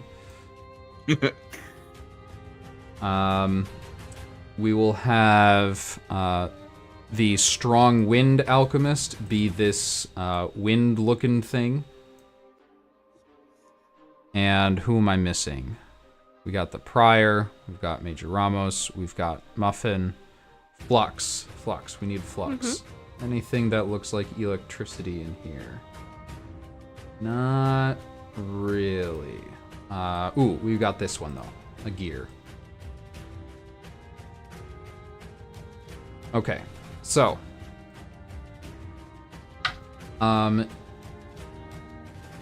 you two are downstairs. Major Ramos is here. Strong Arm is here, and Flux is in the same zone as this apparently homunculus. So, with Muffin up first, you are going to... We will have you, for convenience sake, start at the stairs. Okay. I want to get as close as possible as I can get to him, but if I need to dash, because now question is, it doesn't say... Oh no, it does say melee range, so I need to be within melee range of him. Right. So same zone. Yeah. So I would... How many zones can I move again? That's my question. As a move, normally you're able to move one zone. That's you right. can D-dash and move another zone, if that's how you want to spend your action. I think I'm gonna have to. Okay. There's not much more I 2. can do. You just start sprinting for the tables as fast as you can. And just so you know, in Sagas, turns are the first round is going to be kind of slow. That's expected. But turns are expected to be. They're designed to be like fast because you don't have that many decisions to make. Yeah. So this, as we ramp up the intensity, I might start pressuring for faster decision making. Yeah. All right. Next up is him. This is unfortunate. I had hoped to make new thralls from all of you. It would have been very useful. But instead, you will have to be destroyed at the hands of charity. And he's flicking the coin directly at Major Ramos over here. So I need you, Major, to please make an avoid check. Ooh, okay. Do I have anything? Nope, that's stealth. That's all right, cool. That's D10 for me. So, that's a 5. A 5 is not enough. This coin becomes a line as it darts across the room, like it's shot out of a gun, flipping end over end before it embeds itself in your shoulder. A little spurt of blood shoots out from your shoulder socket, and you take 2 points of damage. Ooh, saucy.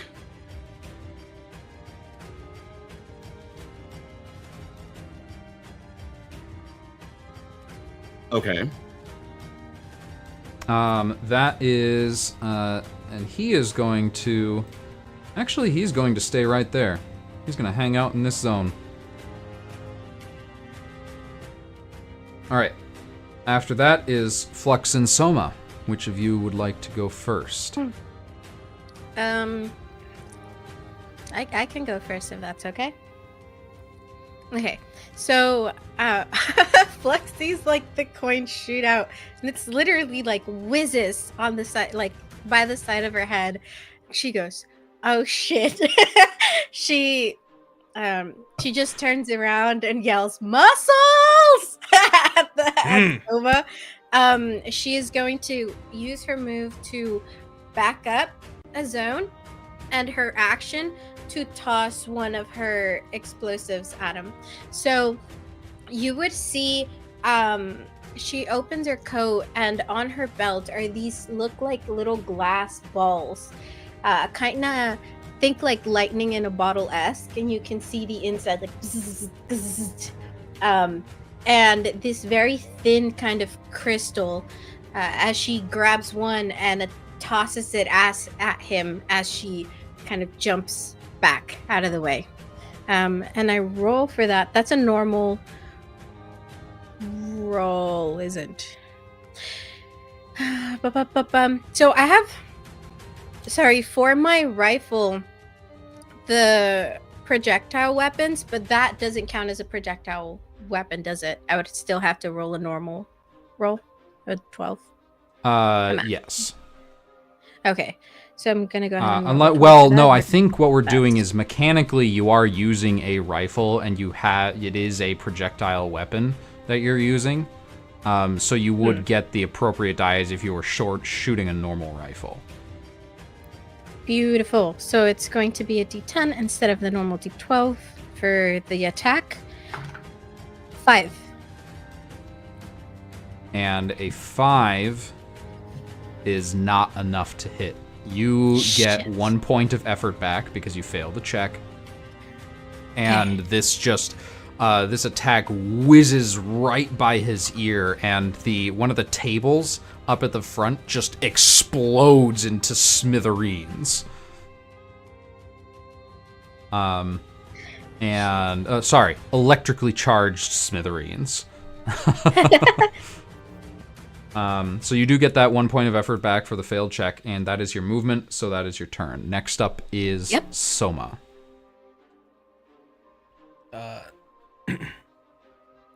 Soma's just gonna try to get in as close as he possibly can. He's gonna Please move and thank you. into the same, because I believe using a dash I can move into the same zone as Flux, right?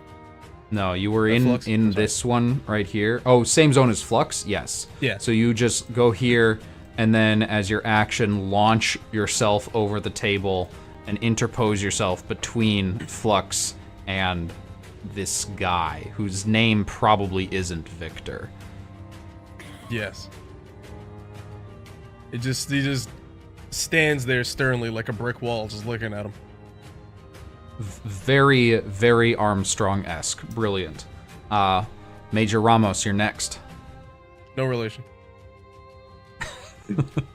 I'm gonna I'm gonna clinch the air, the spot where I feel the blood soaking, beginning to soak my uniform. Take a look at it, clinch my hand just with utter rage before I grab the rest of my my top, and then we'll just rip it out. And you'll see as I will grow an extra 5 inches, and I am just like this huge muscularly figure.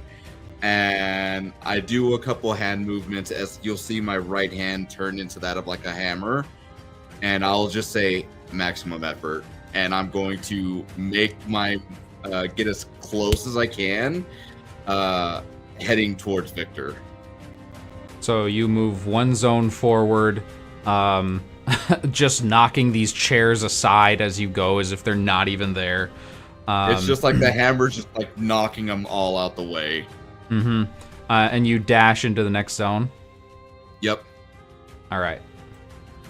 And he's looking upwards now at you.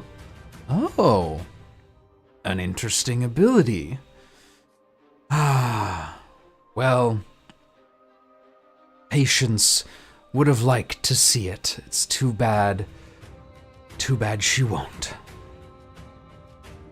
And that is your turn. Prior. Way down here in the corner.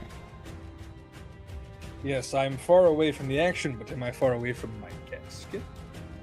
Ooh, yes. We'll make this your casket, and it was canonically placed immediately upon coming back up these stairs, so it's like right next to the staircase. Yes. That wasn't for lack of wanting to hold it. It was calculated. It was planned. Yes, everyone. Of course. We never thought anything else. So I am going to straighten up. I'm a body alchemist. I make myself look much older than I am. I'm going to straighten up and begin very purposefully walking towards the casket. And I will casually brush my hand across it and summon Tough Creature as the lid to this casket flies open with a jolt of electricity, like that sort of alchemical electricity from the anime. And then sort of just like standing fully upwards, apropos of nothing, I say, Chauncey, attend me. Amazing. All right, that is your action, and the Tough Creature goes immediately after you, if I recall correctly. So Chauncey and I are just going to go together, but Chauncey is going to take the defend action every turn as it is able to do, or excuse me, the protect action, which basically means Chauncey's going to take hits for me should they come. Okay. And Chauncey attends you as instructed. All right, back to the top of the turn order, Muffin. Yep, just gonna keep on dashing forward 2 more. I'm just gonna go straight up those chairs, yeah. Perfect. And All right. yeah, that's it. Next up is the homunculus, who, seeing you right in front of him, Well, I think you're in for a bit of a surprise, my large friend. I'm more concerned about these two. And you see from the tattoo on his palm, he forces out like this, and it glows slightly, like Iron Man, basically. And coins just erupt from it like a shot, like a machine gun. And it's peppering this entire zone right here. I need both Soma and Flux to please make avoid checks. Could I make a reaction to this being so close? The thing, unless you have something like in your stat sheet that says you can, then I would say no. You can always help one of them in some way, though. Okay. So, is this a powered action? Yes, this is. All right. So you see, as Flux, because she was expecting it to go to the major who's in front. Then, as she realizes it's actually coming for her, she is going to. She flicks something on her glove and shoves her hand out, and a pulse kind of emanates out from her glove, so like a magnetic pulse. I'm going to use one effort to use Disrupt. When a creature within melee or close range uses a powered action, you may spend an effort to attempt to prevent that action. And it's a reaction from me, and it's a D10 that I have to roll. All right. He does not see this coming at all, so the difficulty is not going to be terrible. I'm going to set the difficulty for this at 6. 5! Yes!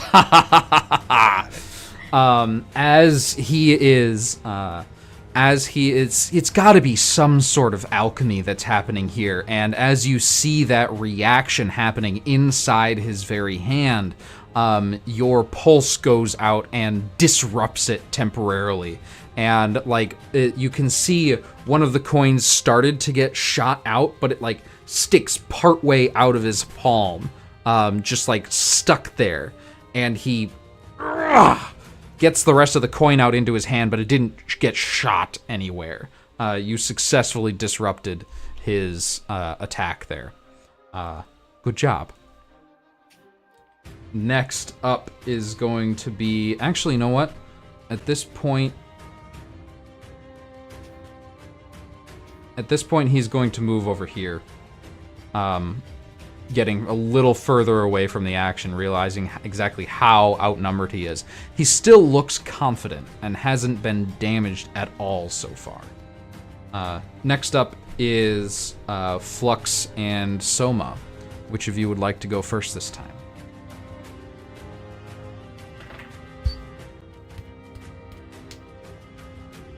If you have something you want to do, go ahead. Soma's just gonna attack him. Just go feral on him. Okay. But can he even reach him from here? You would have to dash. Yeah, and then that wouldn't can't let attack. you. Unfortunately. Right, because for melee attacks, he has to be in the same square, right? Or Right. in the same little hex. Yeah, that's unfortunate that he moved out of the way. Like he saw it coming. While he thinks, I'll go ahead and take my turn then. So Flux is going to go ahead and jump on the table to her right. Yeah. So she's going to go ahead and jump on the table to get a better vantage point. And she's going to kind of cock her rifle and take a shot at him. All right. Go ahead and make that attack roll. Attack roll. 5? A 5 is not going to hit. You get your Not effort enough. back. I do get my effort back at least. Oh, and Justin, just in case you didn't last time, when you failed that avoid check to get a coin stuck in your shoulder, that was a failed check. You get effort back. Bet. Yeah, so that's gonna be my turn. Okay, you're staying in the same zone? The rifle says mid-range. I'm not sure how many hexes away he can be. if I That's stay there, like, that's the there's limit no- right there. Melee is same zone. Close range is the next zone. Mid range is one zone beyond that. Long range is one zone beyond that. Okay, I'll stay where I am then. I don't want to get too close. I got a question. All right. How big is old boy? There are so many people in this room that could be referred to as old boy. Oh, Which Charity. one are you referring to? Charity. Charity? How big is All right. Charity? What? Mm-hmm. Charity is like human size, 5'10", maybe a little shorter. So like Pretty like a normal, medium average. creature, you might say. Yes, definitely a medium creature. Okay, cool. Soma's gonna move up a bit into the next zone, and then use his control wind abilities to yank Charity into the same zone that we're in.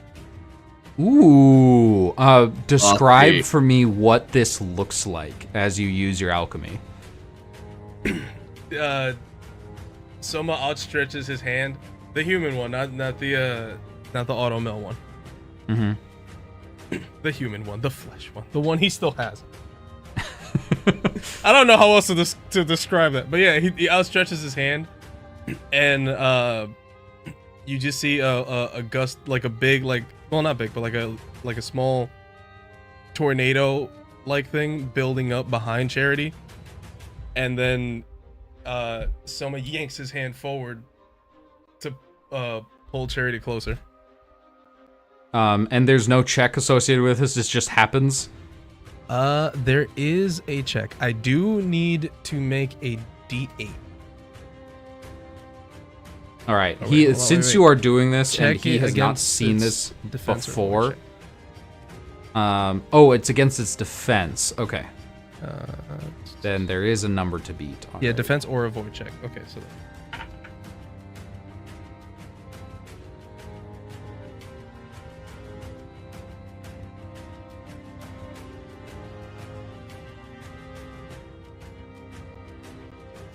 What'd you get? 7. Unless someone wants to help in some way.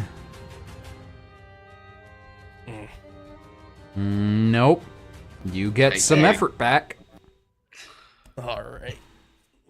As there's this huge gust that slams into the back of Charity, and Charity, you can see like full anime style clothes, and he has very short hair and is clean shaven, so it's just his mustache that gets blown forward slightly in the wind.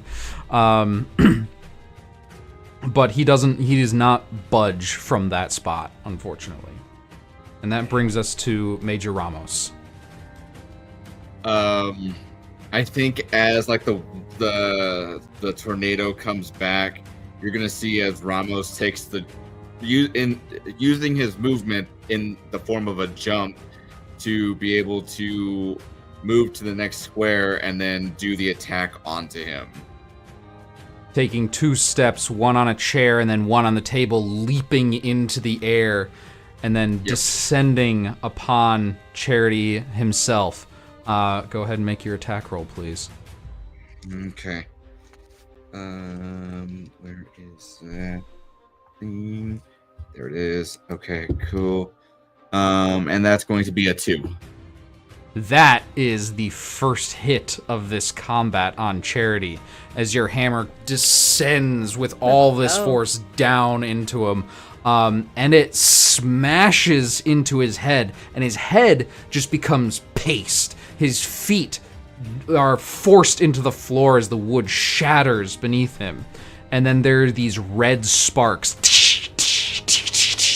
and his head slowly reforms, building from the bones to the flesh, back to the hair and mustache.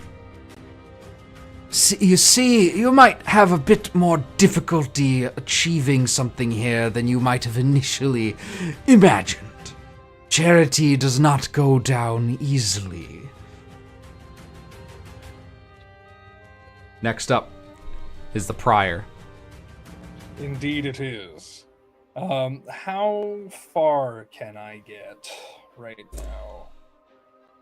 now? Both of you can dash and move 2 zones, I think. Okay, I think we'll do that. We gotta get into this Pop. action. Pop, pop. All right. Phenomenal. That brings us to Muffin. Muffin's going to immediately jump into the same zone with Charity, and they're going to open their trench coat and reveal that they have this rather sick belt that is not a belt, it is a whip, and they're going to pull this off of their around their waist, and they're going to pull it out, and they're going to whip their serrated whip onto Charity, which is a D10. Go ahead and Come on, make your baby. attack roll. This is my DM dice. It always rolls low, so come on, baby. 3.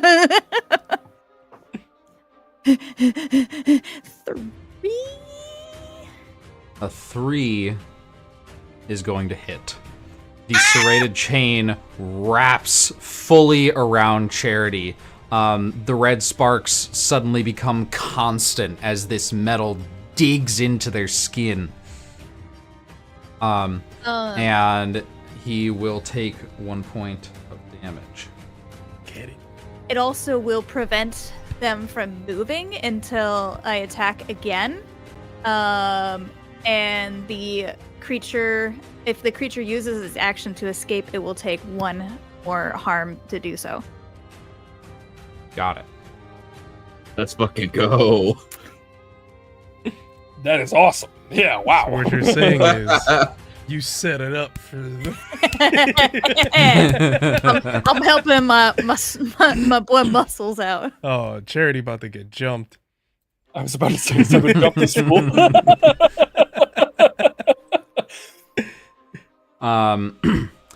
Let's see. I'm going to have Charity, with his free arm, is going to take 2 quick steps towards Muffin, and just with his free arm, his hand forms a perfect. I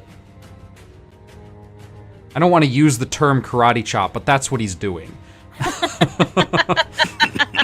And is just going to aim right for where your neck meets your shoulder.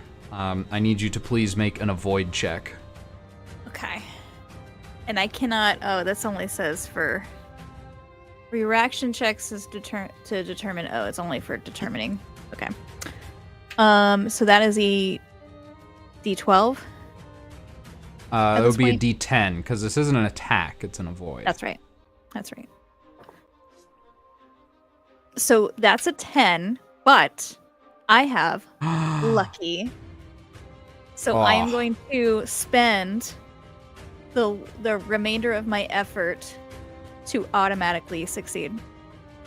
And with that, you as his hand comes descending down, it actually like brushes against Major Ramos's hammer arm and just misses your head entirely. Truly just luck. Just luck. It's the you know how cats are like have no bones? That's the situation here. It's just like it goes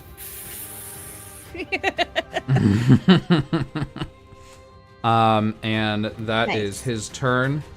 Next is Flux and Soma. Either of you have something in mind already? Yeah, go ahead, Muscles.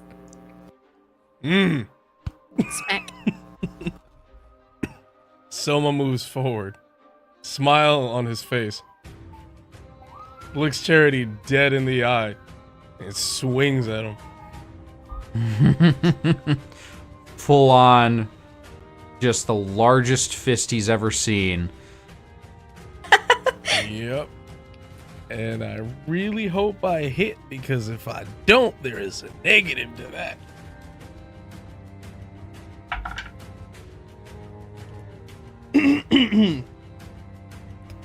Oh dear. So listen. Oh jeez. That is a 6. And a 6, unless someone wants to help. I would. Am I able to give him effort for this? You can't give him. So helping is an ally spends effort and assists somehow. Okay. So you would spend your 2 effort, and he would get 1 extra die to see if he gets any better. That as soon as he pops back into place, I'm going to just do a quick. What is it? I'm gonna move my hammer and just my hammer fist to kind of like help. What is it? How do I want to put that? Essentially, just like put it in the way of where Charity's head is at, to help out with like the guiding of it, so Charity can't move it without taking a hit from me. So you make a swing to where the Charity's only option for dodging is. So if Charity moves, and it's a very obvious swing, so Charity knows that he can't move in that direction. All right, you spend that 2 effort, and Soma gets 1 more die on this attack. Let's go, baby. Come on. Okay, so. Oh. That's how you know Enigma got a bad roll.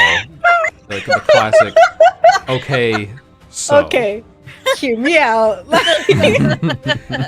It's like he's. Alright, so. A 6 again. Right. Is this a 6 again? It's just a 6 again. Well, you again. get 1 point of effort back, as you said something happens when you miss, yeah? Yeah, so one of my struggles is clumsy.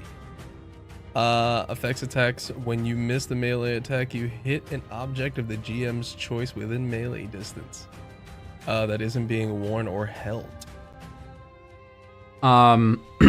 So as your arm is flying towards Charity, you miss entirely, and as it continues spinning, it takes your body with it, and your fist collides with a cup on the table, and the cup, it almost in slow motion, just gets flattened and flies across the room.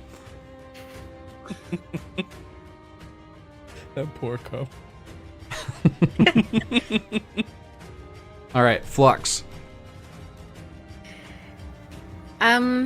She sees like all of these attacks and the misses, and she's like, she just sighs real quick. She's like, and she goes into her jacket and grabs. So it looks like a normal. It's bullet shaped, but it also looks like some sort of glass. And she puts that in, and I am going to go ahead and use energized projectile and spend some fucking effort.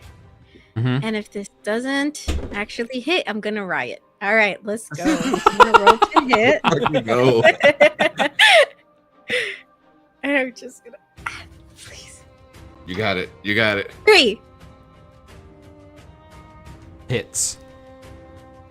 Awesome. So No when riot the energized tonight. projectile Yet. hits a target, it deals 1 extra damage. But I did use up 3 effort on that.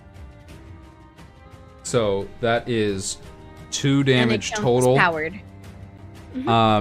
As finally one of your projectiles collides with him. He sort of like, as it hits his side, he just spins like a top for a moment and stutter steps to regain his balance, and more red sparks appear as it sews his flesh back together where the projectile had torn through it completely. Nice. And then I'm staying That where I is am, your so turn? that's my turn. All right. Ramos. I'm going to quickly change my hammer, both of my hands, to be in the shape of swords, or not swords, but knives. Long knives, probably about like yay long. And just start like repeatedly, just like start stabbing at him. Yes, doing the whole Goku.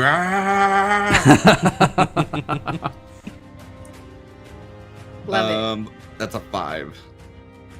A 5. Well, it appears as though this guy sees it coming. I'm not sure how much effort the rest of the people in this zone have. I'm out. With every single knife blow,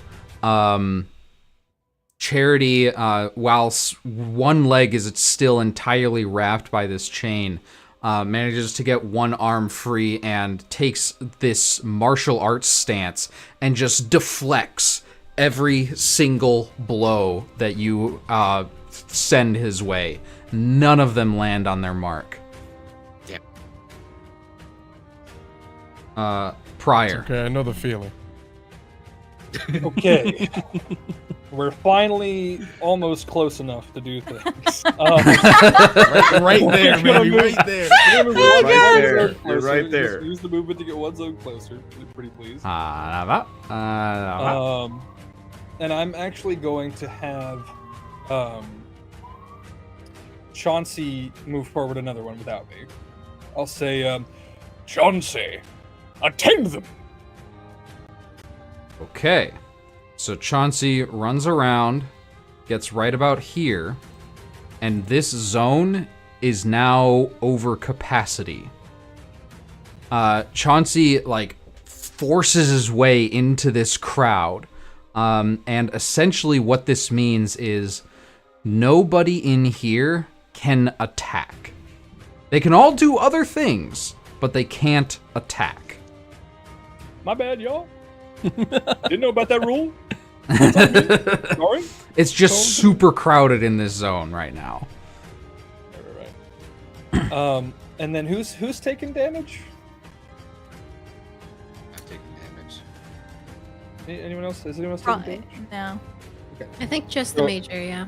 So I will unbutton my top button. Actually, my top 2 buttons. And I will reach inside my robe, and you see, kind of even through my hand, this mark glows with a pulsing light as I touch this mark on my chest, and I point at the major, and I say, "Gods above and below, hear this solemn vow to do no harm except to heal." Ha! And I heal you from far away for 2. I do have to roll a d8 to do this, and if I fail, bad shit happens. That's not good. Love it. Oh, you're using the okay. All right. Yes, I am. All I right. have rolled a 4. You have rolled a 4.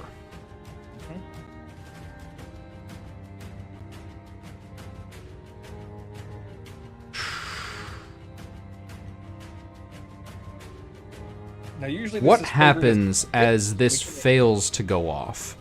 Oh God. Okay, we're doing some good stuff here.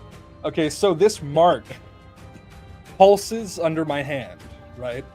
And you guys sort of see as like the flesh touching it begins to wither, like my veins blacken and the skin sort of becomes more and more like papery thin and wrinkly, and the liver spots are real this time as it sort of starts traveling up my arm. And I take a damage, of course. I take a damage. However, now I can hit things. That'll have to be next turn. And that is the end of your turn this round. Back to the top with Muffin, who still has Charity wrapped up in their serrated chain.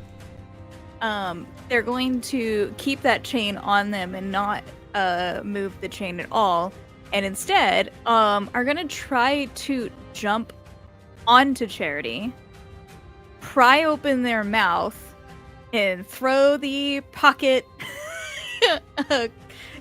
bread into his mouth. The crust that you took from the plate earlier. Yeah. Just I'm gonna try it. Behold the most powerful spell of all! Food! Literally getting him with his own medicine. Yeah. Mixing his own medicine. Love it. Yes, feed thy enemy. Well, I'm going to ask you to please make a check. This is a complicated action. Yeah. The difficulty is also going to be quite high because it's in the middle of combat. I'm going to set... I think it would be fair here to set this difficulty at 2. Okay. I have 1 effort. Can I help with that at all? Like one-handed or something? Need 2 effort to Yeah. help. Damn. Could I possibly use my sneak to try to make it unnoticed, or would that not affect this roll? Like trying to be sneaky about it, because like currently he's looking at Major, kind of also looking at Soma. Yeah. Right. Yeah, I would use my last 2 efforts, and it's just continuing that assault, right? So it's just like as he's blocking me, I'm just like making sure his eyes stay with me the entire time. So when it happens, that's hopefully perfect. That's a cheeky sneak. So no to the sneak, but yes to the help.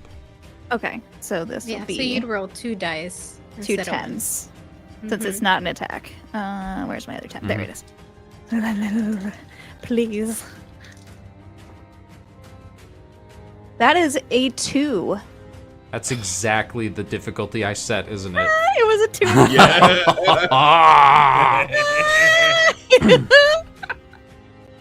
All right, so as he's like, just his arms are a blur, as are Major Ramos's, deflecting all these knife blows coming in towards him. And as Major Ramos, you take a step, you make a not very obvious feint one direction, and he goes to block it, but you're not there. Instead, you take a step back, and Muffin takes a step inwards, and as he blocks the strike that isn't there, Muffin just shoves their hand into Charity's mouth. Just a fistful of crumbs. I also want it to be kind of a slow motion shot. As they're flying in, they're just also...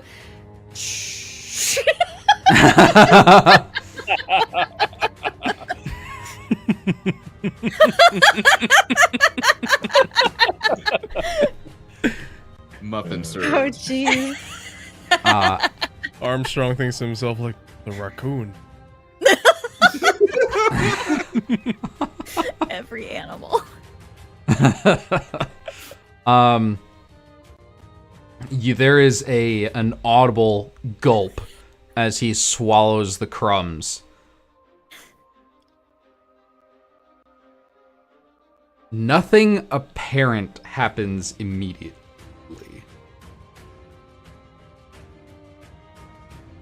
but you have successfully fed him his own medicine. Yeah, baby. That's my whole turn. But, And- the whip, does it have reach, or does she have to be in melee range for that?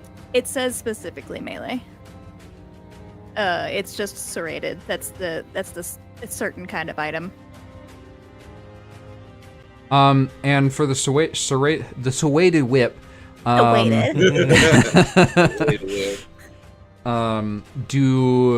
does Charity have to use an action to escape from it or take Have to damage? use- if they use an action to escape, they take damage. Okay. So they have to use an action and they take damage. Okay. Then that I think is going to be what Charity does, because this is an unfortunate situation he finds himself in. So he is going to use an action to unwrap the serrated whip from their leg, and immediately just like it takes a bunch of skin with it. More red sparks and flashes. He does take 1 point of damage, but is free from that serrated whip and is going to move back to his original zone, sort of like between everyone. Actually, you know what? He's gonna stay right here. He's gonna stay right here, right in that zone.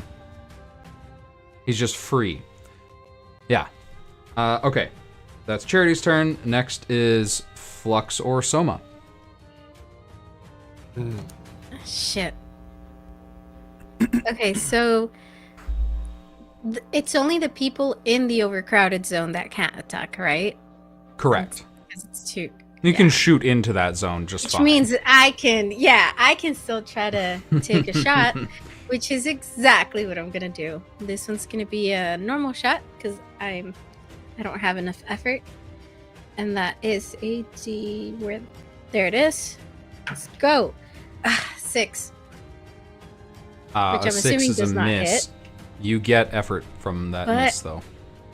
Yeah, I got my effort back, and I'm staying put. All right. Next up is Soma. That is a good question, because I think it's not... Oh, wait a minute, that's right. I can hold an action, right? Yeah, you can wait for a trigger for your action to go off. Oh, damn, but we still overcrowded. I can't even make an attack. Yeah.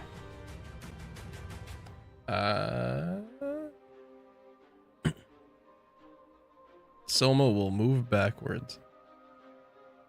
Like, take a step Out back. of zone. Yeah. And then immediately use his wind again to pull Charity closer. Oh, that's, All right. that's smart. Hell yeah. Make that, the last make time that I get to attack roll do it. then. Come on. Yes, a 1, baby! Let's go! Oh, amazing. Nice. You figured it out this time, and as the blue flash of your alchemy erupts from under his feet, there's an updraft that almost like blows a hole in the ceiling as Charity is lifted clean off of his feet and flies over to that zone with you. Yeah. Ramos, your turn. I'm gonna follow right after, and I'm gonna use the table to launch myself up and try and get one of those like blades straight into him. Attack roll. That's 2. That's 2. That is a hit. He takes another point of damage as the blade just pierces right in between his neck and his shoulder, going all the way into his torso. And as you rip it out, there's more red flashes as his flesh stitches itself back up.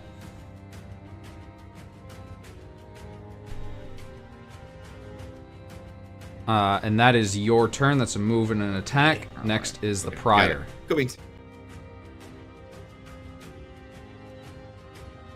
I am going to calmly, sort of like very upright and stately, walk forward into the Into next here? zone. Yep. And then I'm going to, while still holding on to that mark, cast my arm forward at Charity now, and say, Gods have fell in fair persuasion. I have offered thee my flesh, and I have supped upon it. Now slay mine enemies as per our agreement. Huzzah! Oh try my to make another god! attack roll. Epic! That, my friend, is another 4. And a 4 is exactly what you need to do some damage. Well, that's going to do 2 damage.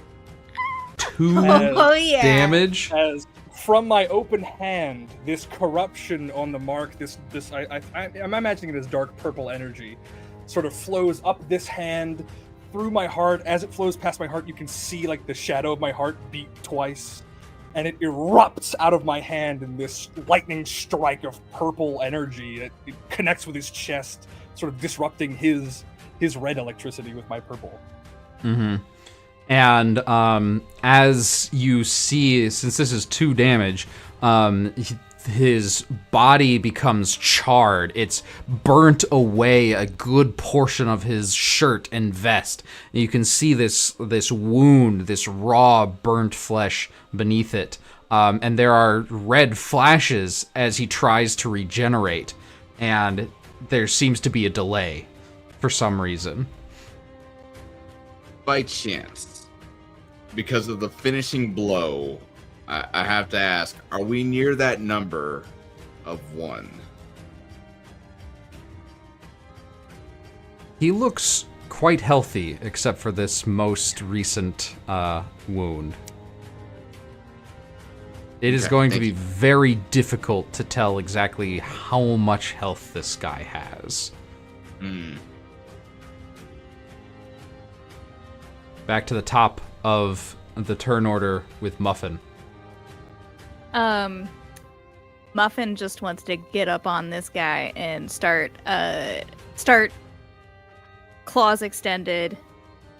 Actually, no, we're gonna go with the whip again. We're gonna whip. All right. We're gonna nay.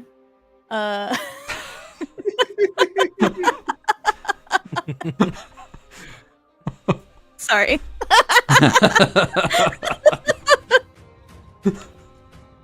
That's You a broke one, me. baby. That's a 1? one, baby. A crit after that joke? No. Let's go. My rainbow Oh. dice was like, yeah, that was a good one. All right, describe for me this critical hit with your whip. They pull their whip back out, and this time they're going for the neck instead of the ankles. The chain wraps once, twice, 3 times around his neck, and you cinch it tight, and he... And I think even, like, they get behind him and started to just keep pulling, like trying feet to kind of on pull the him back back a little bit. and pull. Yeah. Yeah, Yeah. and you can all see now blood begins to run down into the white shirt. Yeah, you ain't getting that out. Yeah, that's definitely what's on his mind right now. That damn raspberry jam. That is Muffin's turn. It is now Charity's turn. And Charity is going to... there is a flash from his palm. And he is going to shoot, like, point it at the ground. And coins begin erupting out of it. All of them bouncing around, some embedding in the wood, several Disrupt. bouncing upwards. How far away are I'm you? gonna roll. So I have rank 4 in Disrupt. So it is Uh-huh. melee or close range. Fuck, but he's 2 away, isn't he? Yeah. Yes. I'd have to move forward. No! Damn. All right, so I try and I send a pulse out, and it just doesn't make it all the way to And him. it doesn't quite make it all the way. It doesn't make it all the way. I tried, y'all. I need Good luck. Okay. Good luck with whatever happens. Major Ramos, Armstrong, and Muffin, please all make avoid checks. All right. What kind of attack does this count as? This is a powered attack. Okay. I believe in you guys. That is a 2 for Muffin. Luckily, if you are from behind, he's clearly trying to avoid himself, and he can't manage to get one close enough to you without risking himself, so they all just, you don't even have to move, they just miss you. Wait, it was the 8 that was the roll, right?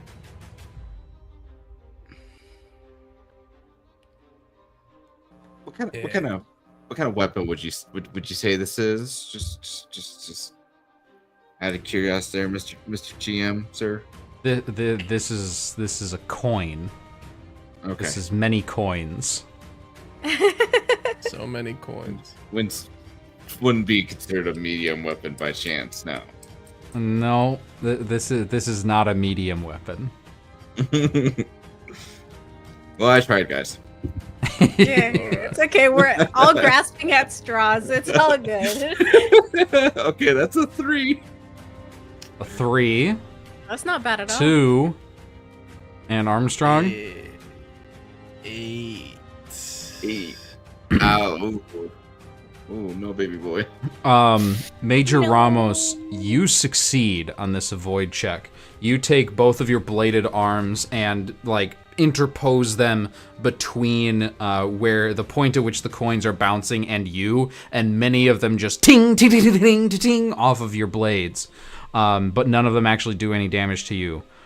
Armstrong, however, gets completely peppered with these things and takes 3 damage.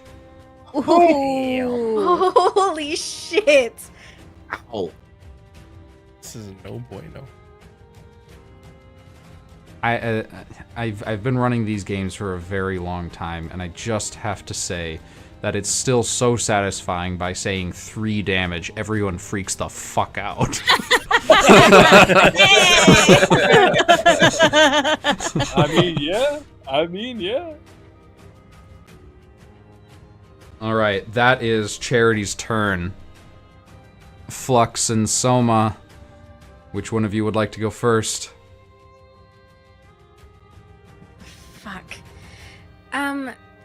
His kind of regeneration, can I tell if it is like a powered ability, or if it's something that's kind of just like innate in the homunculus? It is definitely a powered Like, is he ability. using Yeah. like he's using an ability too? Any sort of alchemy is going to have that, like, electric look to it, where, you know, there's a flash of red or blue, or I guess sometimes purple now, as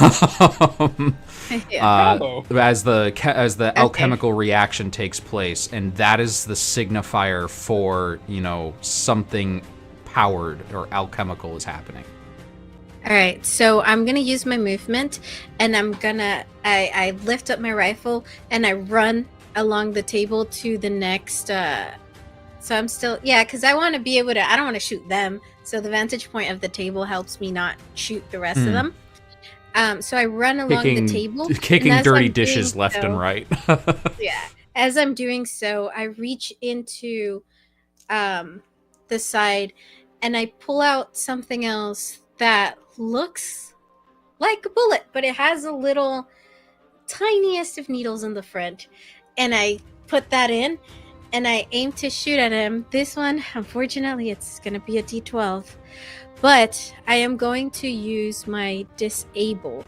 Spend 2 effort to attempt to temporarily disable a powered effect so that he cannot regenerate. But it's a D12, so it's not my normal gun, unfortunately. It's not my normal but we're gonna see. It's worth a shot. It is. See if you can hit this guy with a deleter round. Oh no. 2. That is a hit. Oh my god. I'm out of effort again. I went back at 0, but it was so worth it. As this round embeds itself like right in his neck, right underneath all these chains, the So it doesn't burn actually do damage.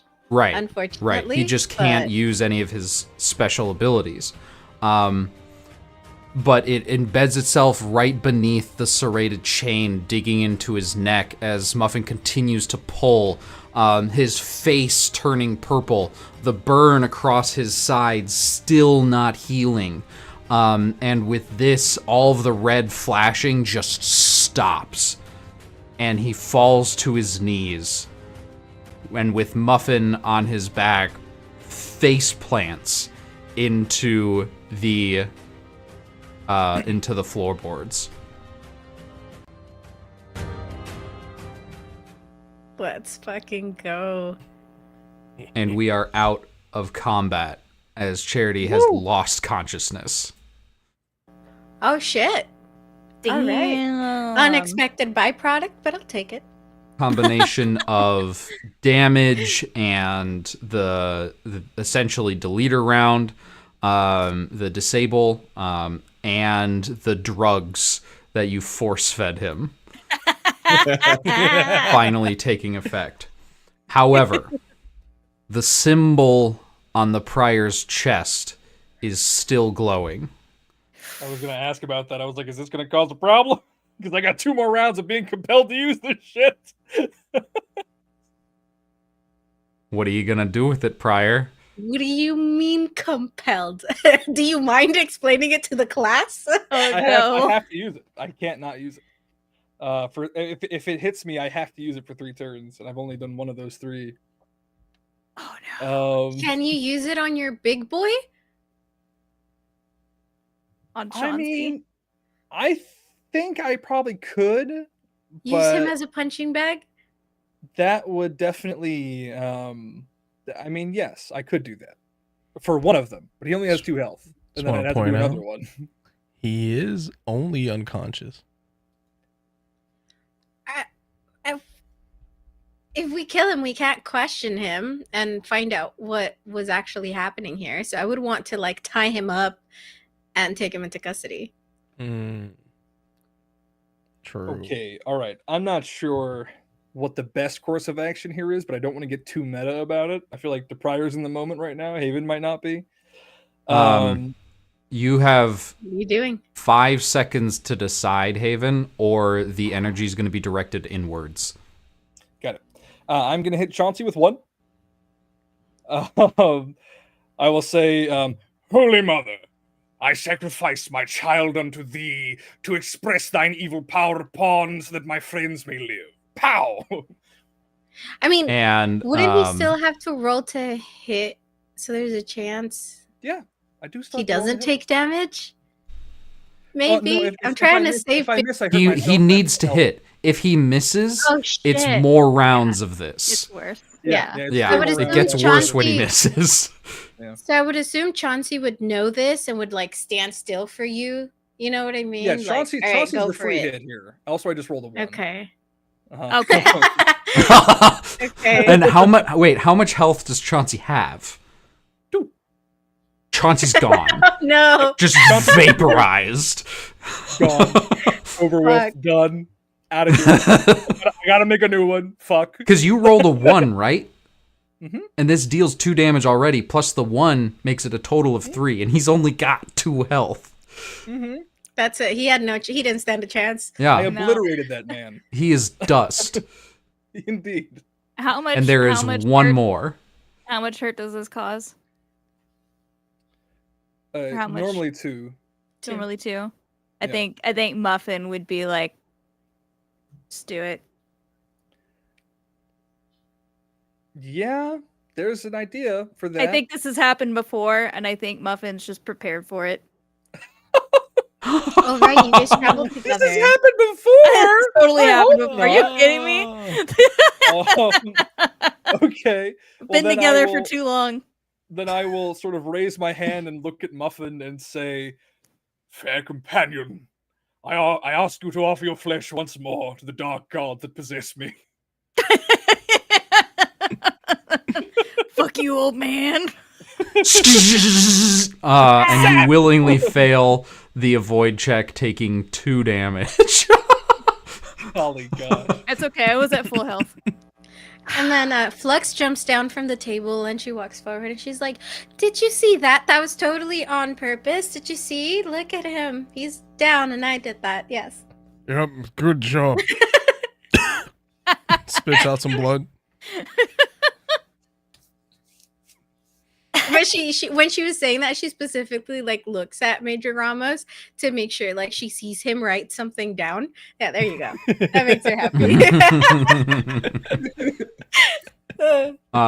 Fast forwarding a little bit, you have brought Charity down to the kitchens, and Muffin has tied up his wrists with the serrated chain to prevent him from moving. And Charity finally, after waiting for a couple minutes, what? How could I lose? What's going on? What did you do? That's none of your business, but you can tell us what you did. Pretty please.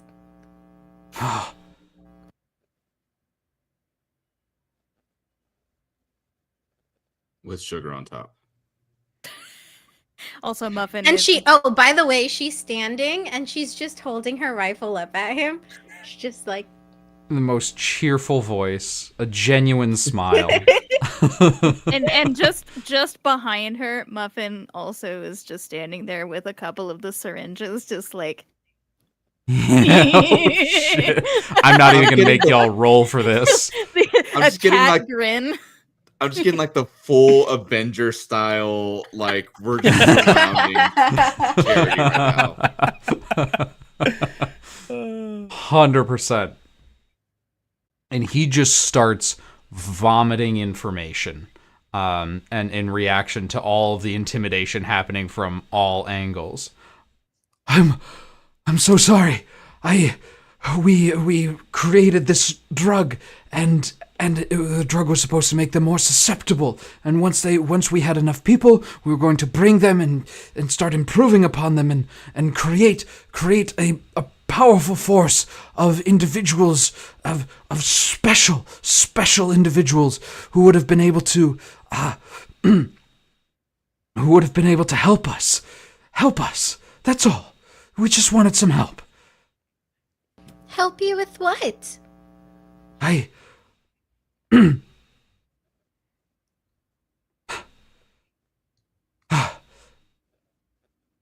can't tell you that. Soma smacks him. The red flashes return. Better off answering the question. No, I'm not. come on and now. you see a fear in his eyes that has a source that's not in this room. He's afraid of something else. Yeah. If I may, companions. And I sort of slowly walk forward and lean down, and I look in his eyes and I say, "It seems you're afraid of something. Am I right?" Terrified. Yes. I'm terrified of something too. Would you like to see it? And I sort of undo the last few buttons and open my shirt to reveal the mark. And the mark is this, like, burned into my chest Ouroboros that is like this, like, sickening purple, like, corruption spreading out from it. And I sort of lay my hand gently on his thigh, and I say, "Now, you can see what this does, yes? how about you and I get to know each other a little bit closer? Hmm? Is he going to eat him? And Muffin's like, the "Shh."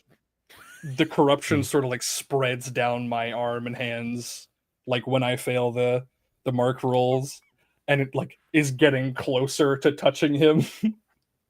Make a check. I'm gonna go ahead and use stab. I'm gonna get a 1. You're going to use your stab and critically succeed on this.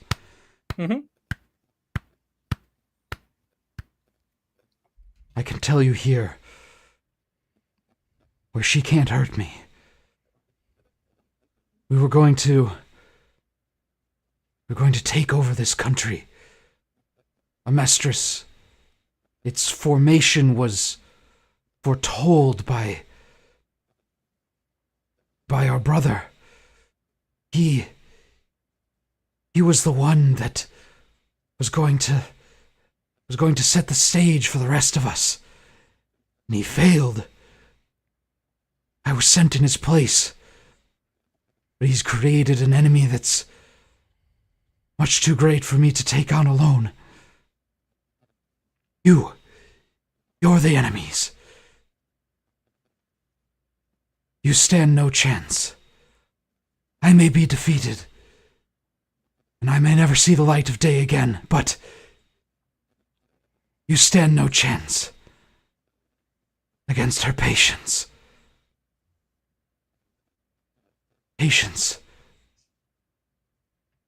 Patience, forgive me.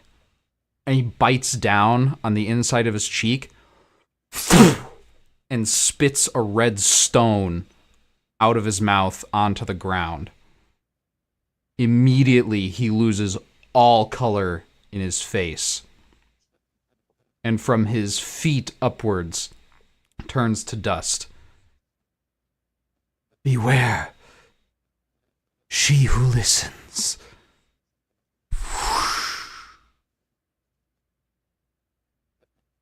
All of you stand in this room, looking at each other, at the stone on the floor that has now also disintegrated. And the camera zooms out, outside of the basement, outside the building, above the town, flying through the clouds, eastward, over the desert, further and further east. And it descends back into the ruins of Xerxes, where there is a woman, totally naked, standing in the heat of the desert sun, with a tattoo, zooms in on the side of her head. You cannot see her front, you cannot see her face.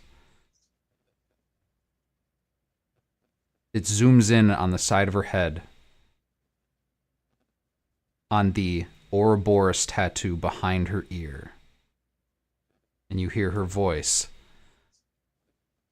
I heard you, brother. Sleep. You will be avenged. And that's where we're going to end our session today.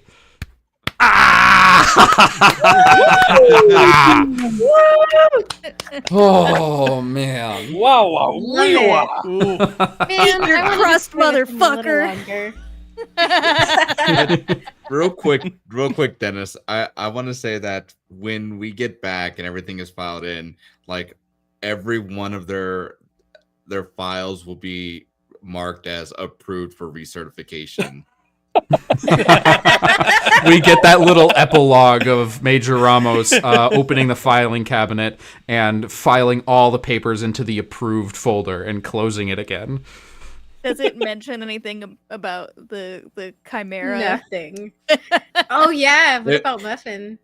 There would be a new file. It'd be very thin, but it would have like whatever information I did have with the rank of captain. Amazing. Thank you all for playing, and thank you all for watching. This has been wild, totally insane. Oh man, Been great. this was great. So This much was fun. fantastic. I loved it. Well, let's do some intros and call it a night, just so everyone knows who we are and where to find us. If you're here, you already know who I am, so I'm going to go ahead and skip that and move it over. We'll do across the top and then again across the bottom. So Haven, Panda, Enigma, Yuri, Justin. Okay, well, if I'm first. Hi, everyone. I'm Haven. Lovely to see you all here virtually. You can find me over on the Tabletop Tailspinners Network often. I am the stream producer there. So if something's running on our Twitch, it's usually me behind the scenes doing that and making that happen. So please come on over and watch. We will be introducing some new Ko-fi things soon, little sneak peek. So do watch out for when we announce that too. If you'd love to get some awesome bonus content, we'd love to have you view that, because I mean we love your money. Otherwise, you can find me personally at Haven Authentic, spelled just like it sounds, on Threads, and you can also shoot me an email at havenlhawthorne@gmail.com. I try to respond to all of them. And hi, I'm Rage Panda Pajamas. You can find all of my links at ragepandapajamas.com. I am the GM for Dice Association Divided Kingdoms, which will hopefully be rolling back up in either the fall or winter. But also, I have started a new adventure of writing reviews for ongoing actual plays. So if you are ever looking for a podcast and you just don't know what to listen to, I'm hoping that my reviews will help you find exactly what you're looking for. So again, all those links are ragepandapajamas.com. Hi, I am Ayo Enigma on most things. Clearly not all of them, as we discovered earlier today, because I forgot to change them. I am mostly just a variety broadcaster on twitch.tv. I just kind of stream what I want or what the community recommends to me, because they love to yell at me. I'm also very new to TTRPG, so, you know, hopefully I did good this time, and I'm also a player in the Divided Kingdoms playthrough. That's it. Hi. Me? All right. Hi, guys. So again, my name is Yuri. That is at Yuri and the Beast, absolutely everywhere. I am spreading like a weed and doing games in so many channels. So I'm just gonna go really quick into like what's coming up like right now. So I am going to be guesting at Roll D5 again, this time for their Necromancer Flower Shop one-shot, which is super cute, super wholesome little necromancers trying to make some money for potion ingredients. And that's going to be next Wednesday. And then over at Twisted Fates, I've also started a Viacin campaign over with them. That's going to be once a month, so the last Friday of the month, and that is super exciting. We've got so many sponsors for that, and it's just going to be a great, awesome project. I'm also going to be joining the Dice Association Divided Kingdoms campaign with Panda and Enigma, so I'm very excited about that. Got a lot of other projects starting up, and if you want to see everything that I've done, everything that I'm doing, you can find me at Yuri and the Beast. And yeah, I think that's it for me. Okay, well, hey everybody, thanks again for tuning in tonight. I am GM Justin. You can find me on all my socials at Forever GM Justin. You can also find me over at Roll D5, where we specialize in playing indie TTRPGs. I am a Crit Award nominated GM for the Chaosium Theory. What is it? Not the theory, but the category. I love horror, so if you need a horror based game, come holler at me. Just like all my socials, my email address is forevergm justin@gmail.com. And yeah, there's a lot of things that I'm in. almost too much to count. So just follow me on all my socials, and that'll keep you up to date with everything I'm doing. You might even see me here at some point coming up in the upcoming months. I don't know. We'll see. That's a thing that might happen. Who knows? And then I'll pass it back on to Dennis before I say anything else. Please do keep your eyes out there. I will say there is something very, very cool in the works between me, Justin, and myself right now. So keep your eye out on this channel right here, because cool things are going to happen. Again, thank you all for watching, and especially to my players, thank you for making my return to my own channel and return to running games on stream such an absolute chaotic joy. This has been amazing. I hope you all enjoyed yourselves, and I hope you all, both player and viewer, have a wonderful rest of your night. Again, thank you for watching, and remember, everything is going to be okay. Good night, everybody. All right.